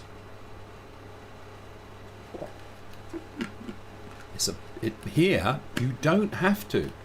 If you could specify your program in this method, this way, then it's just taken care of. This program doesn't need to be modified to handle the case where the initialization of graphics takes 5 seconds. It'll wait. And that, I don't know if you get the sense of why this could be a big deal. Where we go from here gets interesting, because I'm going to make that cube bounce, not now because I'm going to wrap up soon, but it's like I'm going to make that object bounce around the screen. So how would you do that? Well, what you do is you do a trigger on the event of it reaching a certain limit. And so in plain English, you say when the cube reaches the edge of the screen, bounce it back. And that is one line. That's a rule.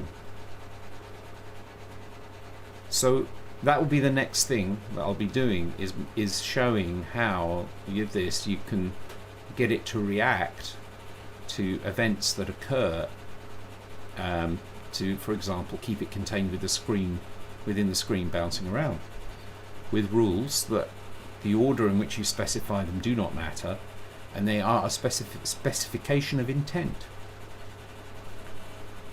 When it hits the edge of the screen, bounce it off. So by doing that, it will never escape the screen. It can't. Right? Yeah, maybe you're seeing that. Another thing I'm very interested in is what about if the idea of on the frame count changing, move the cube, could be run in the viewer.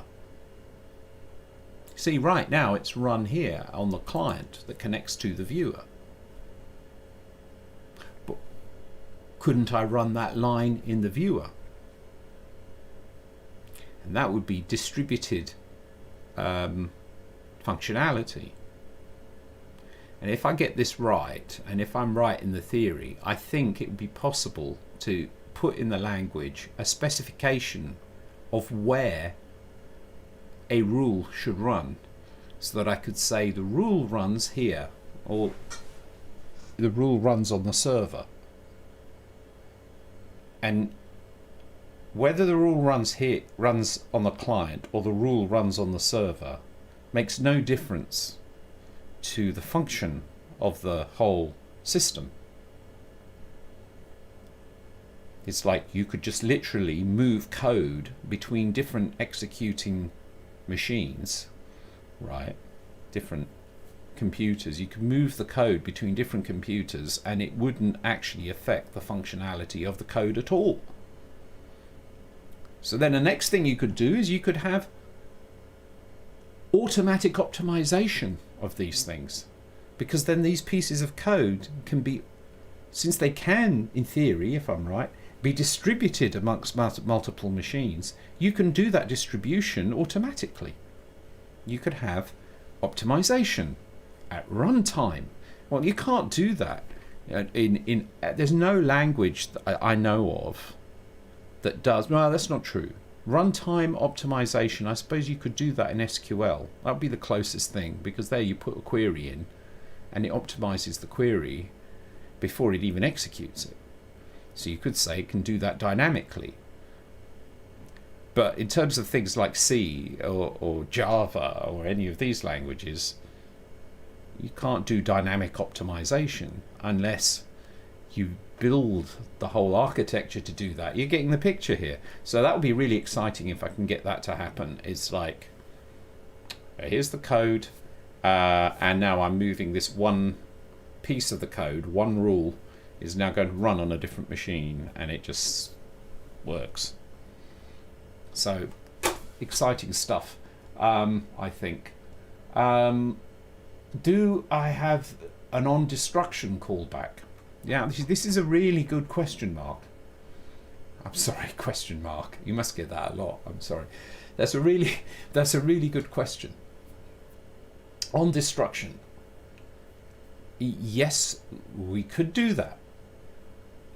And in fact, there's nothing to prevent it, because unlike languages where you can't do anything when it's null, because the whole memory concept of this language is not based upon allocation and reference, but based on name,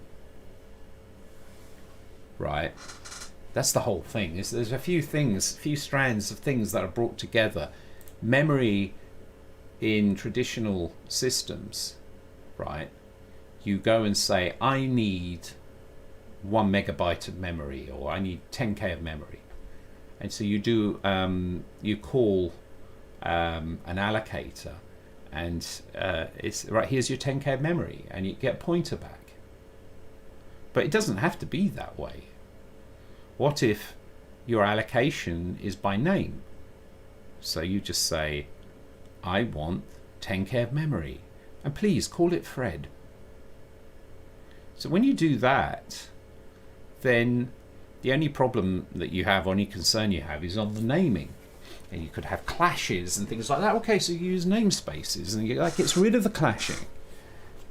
Then what's the problem? There is no problem. That is the model that works here. You notice that I create a cube. The cube is created. There is a construction, but nowhere is there an actual reference. Not in the normal sense. I know I'm saying reference, but we're just talking about a variable that holds the name of a variable. The name. So there is no actual reference. So it's almost like the question almost doesn't have meaning. Should there be a call on a destruction? See, the beauty of it is, because the question is, what does destruction mean? I mean, it's like if nobody's interested in a thing anymore, then just don't talk about it. So I suppose someone could try to talk about something that has been destroyed. Why destroy it? That's so you want to destroy something because you want to save memory. But that's a different thing. It's like that's almost like that is actually got nothing to do with the functionality. That's what I'm kind of blathering on about. It's got nothing to do with the functionality at all. It's not destruction. It's just a change of state. So if you take, for example, you fire a bullet in a game and the bullet is travelling. While it's travelling, it exists. Then eventually it hits something and then it doesn't exist anymore. The bullet had a name. It was called Bullet 739. Well, Bullet 739 as a concept still exists even after the bullet is gone. Really what's happened is there's been nothing's really been destroyed per se. What does that even mean? It's just Bullet 739 is now in a state of not existing anymore. So of course it's important that you want to have your game responding or dealing with the fact that this bullet is in a new state. And the whole language handles that, because that's the whole point. It's like, okay, when the bullet, you just say the bullet has actually now died. It's now a dead bullet. And anything interested in the death of the bullet can have a rule that says when the bullet dies, do this. So the question almost has no meaning. There is no destruction. It can know whether anything is interested in Bullet 739. How? Everything's built on rules. If at any time there are no rules anywhere in the code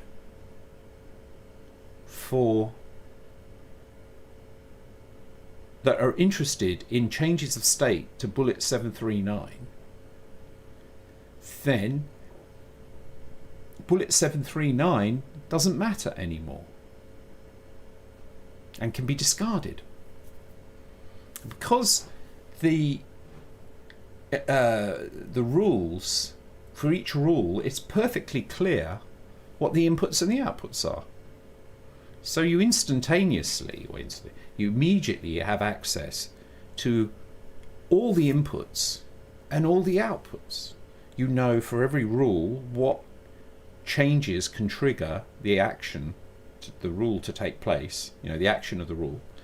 And for each action, you know exactly what it can modify, because that's what the language is basically saying. When this happens, do this. Well, you know all the whens and you know all the do's. So at some point, Bullet 739 won't appear in either. And if that's the case, it can never come back to life again. And you can probably say, we'll just get rid of it then. So the problem then is that the management of memory, and this is all a bit theoretical, but this is the way I'm looking, that the management of the memory is now completely separate from the functionality and is a non-issue, a separate issue. It's completely different way of handling memory, so that almost it isn't an issue. In theory, we'll see. I don't know if that made sense. Yeah.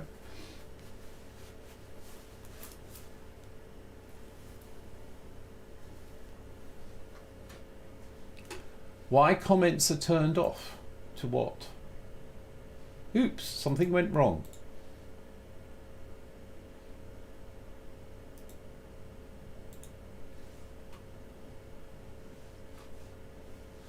I don't know. I'm trying to find out.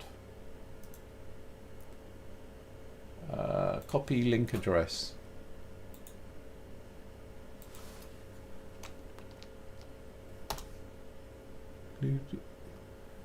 When I try that link, it just says, oops, something went wrong, which is really helpful.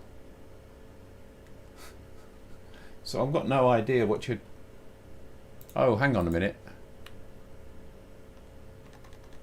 How about that? Good guess.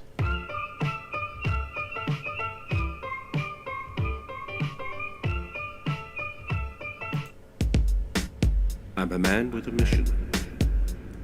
Right, well, the reason is because it's...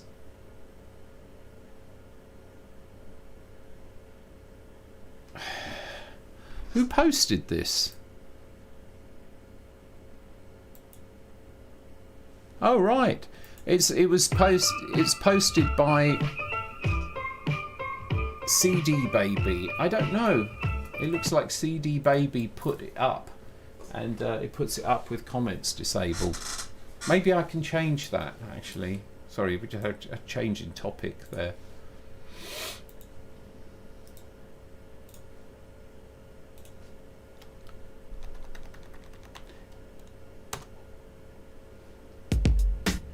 I'm a man with a mission. Can I edit this video? No, it won't let me edit the video, so I don't know. But there is another one. You can. That one is CD Baby put that up, so we can always go to. I'm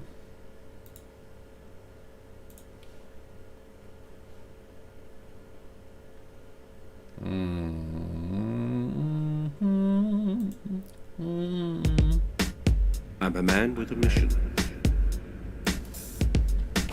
I'm a man with a mission. You can put this one in. That you can comment on. So there you go.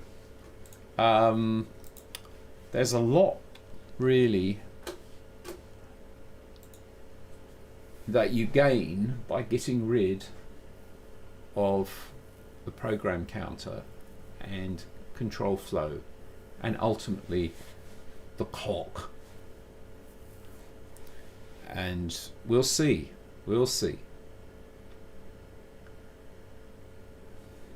But that's a good step forward. Oh, you know what? I thought it would take longer. I really did. I thought it would take. It's deceptive, isn't it? Everybody, it's almost there. Quick! Oh my God! It's the big rollover. Oh.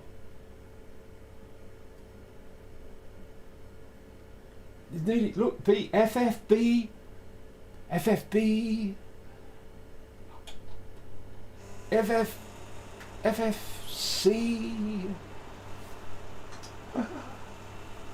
the big 01.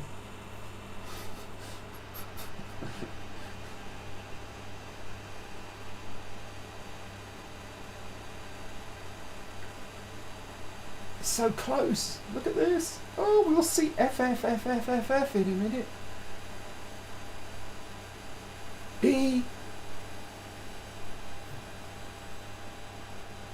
It's like New Year's all over again. E, F, F. Oh, the joy. Here it comes. Yes. Wow. Amazing. It's the simple things in life, you know, they're the ones that matter.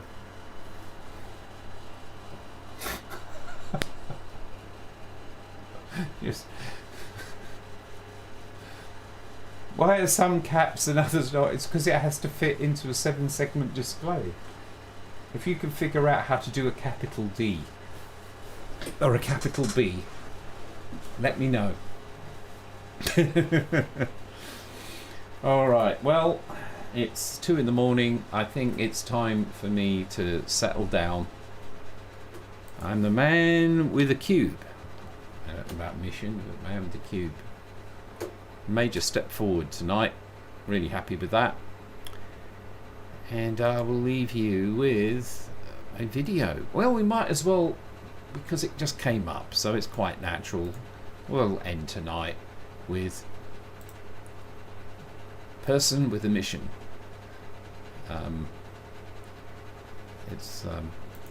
Yeah. I'm a person with a mission. I'm a person with a mission. It's like, oh, that's the wrong one. I'm a person with a mission. Yeah, okay, quite. Yeah, here we go. Let me just pop this in. Take care, everybody.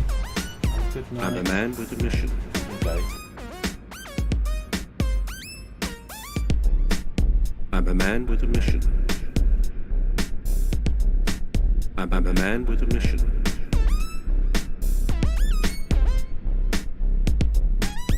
I'm a man with a mission.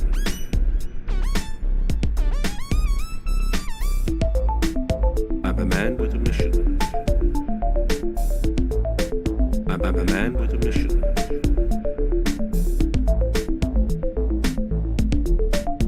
I'm a man with a mission.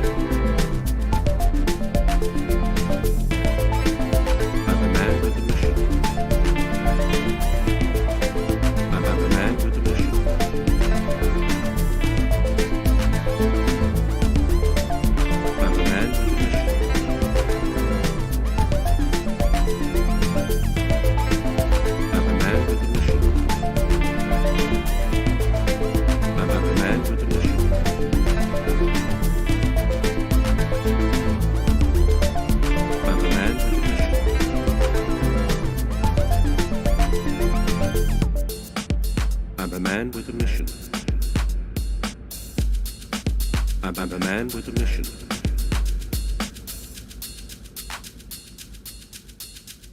I'm a man with a mission.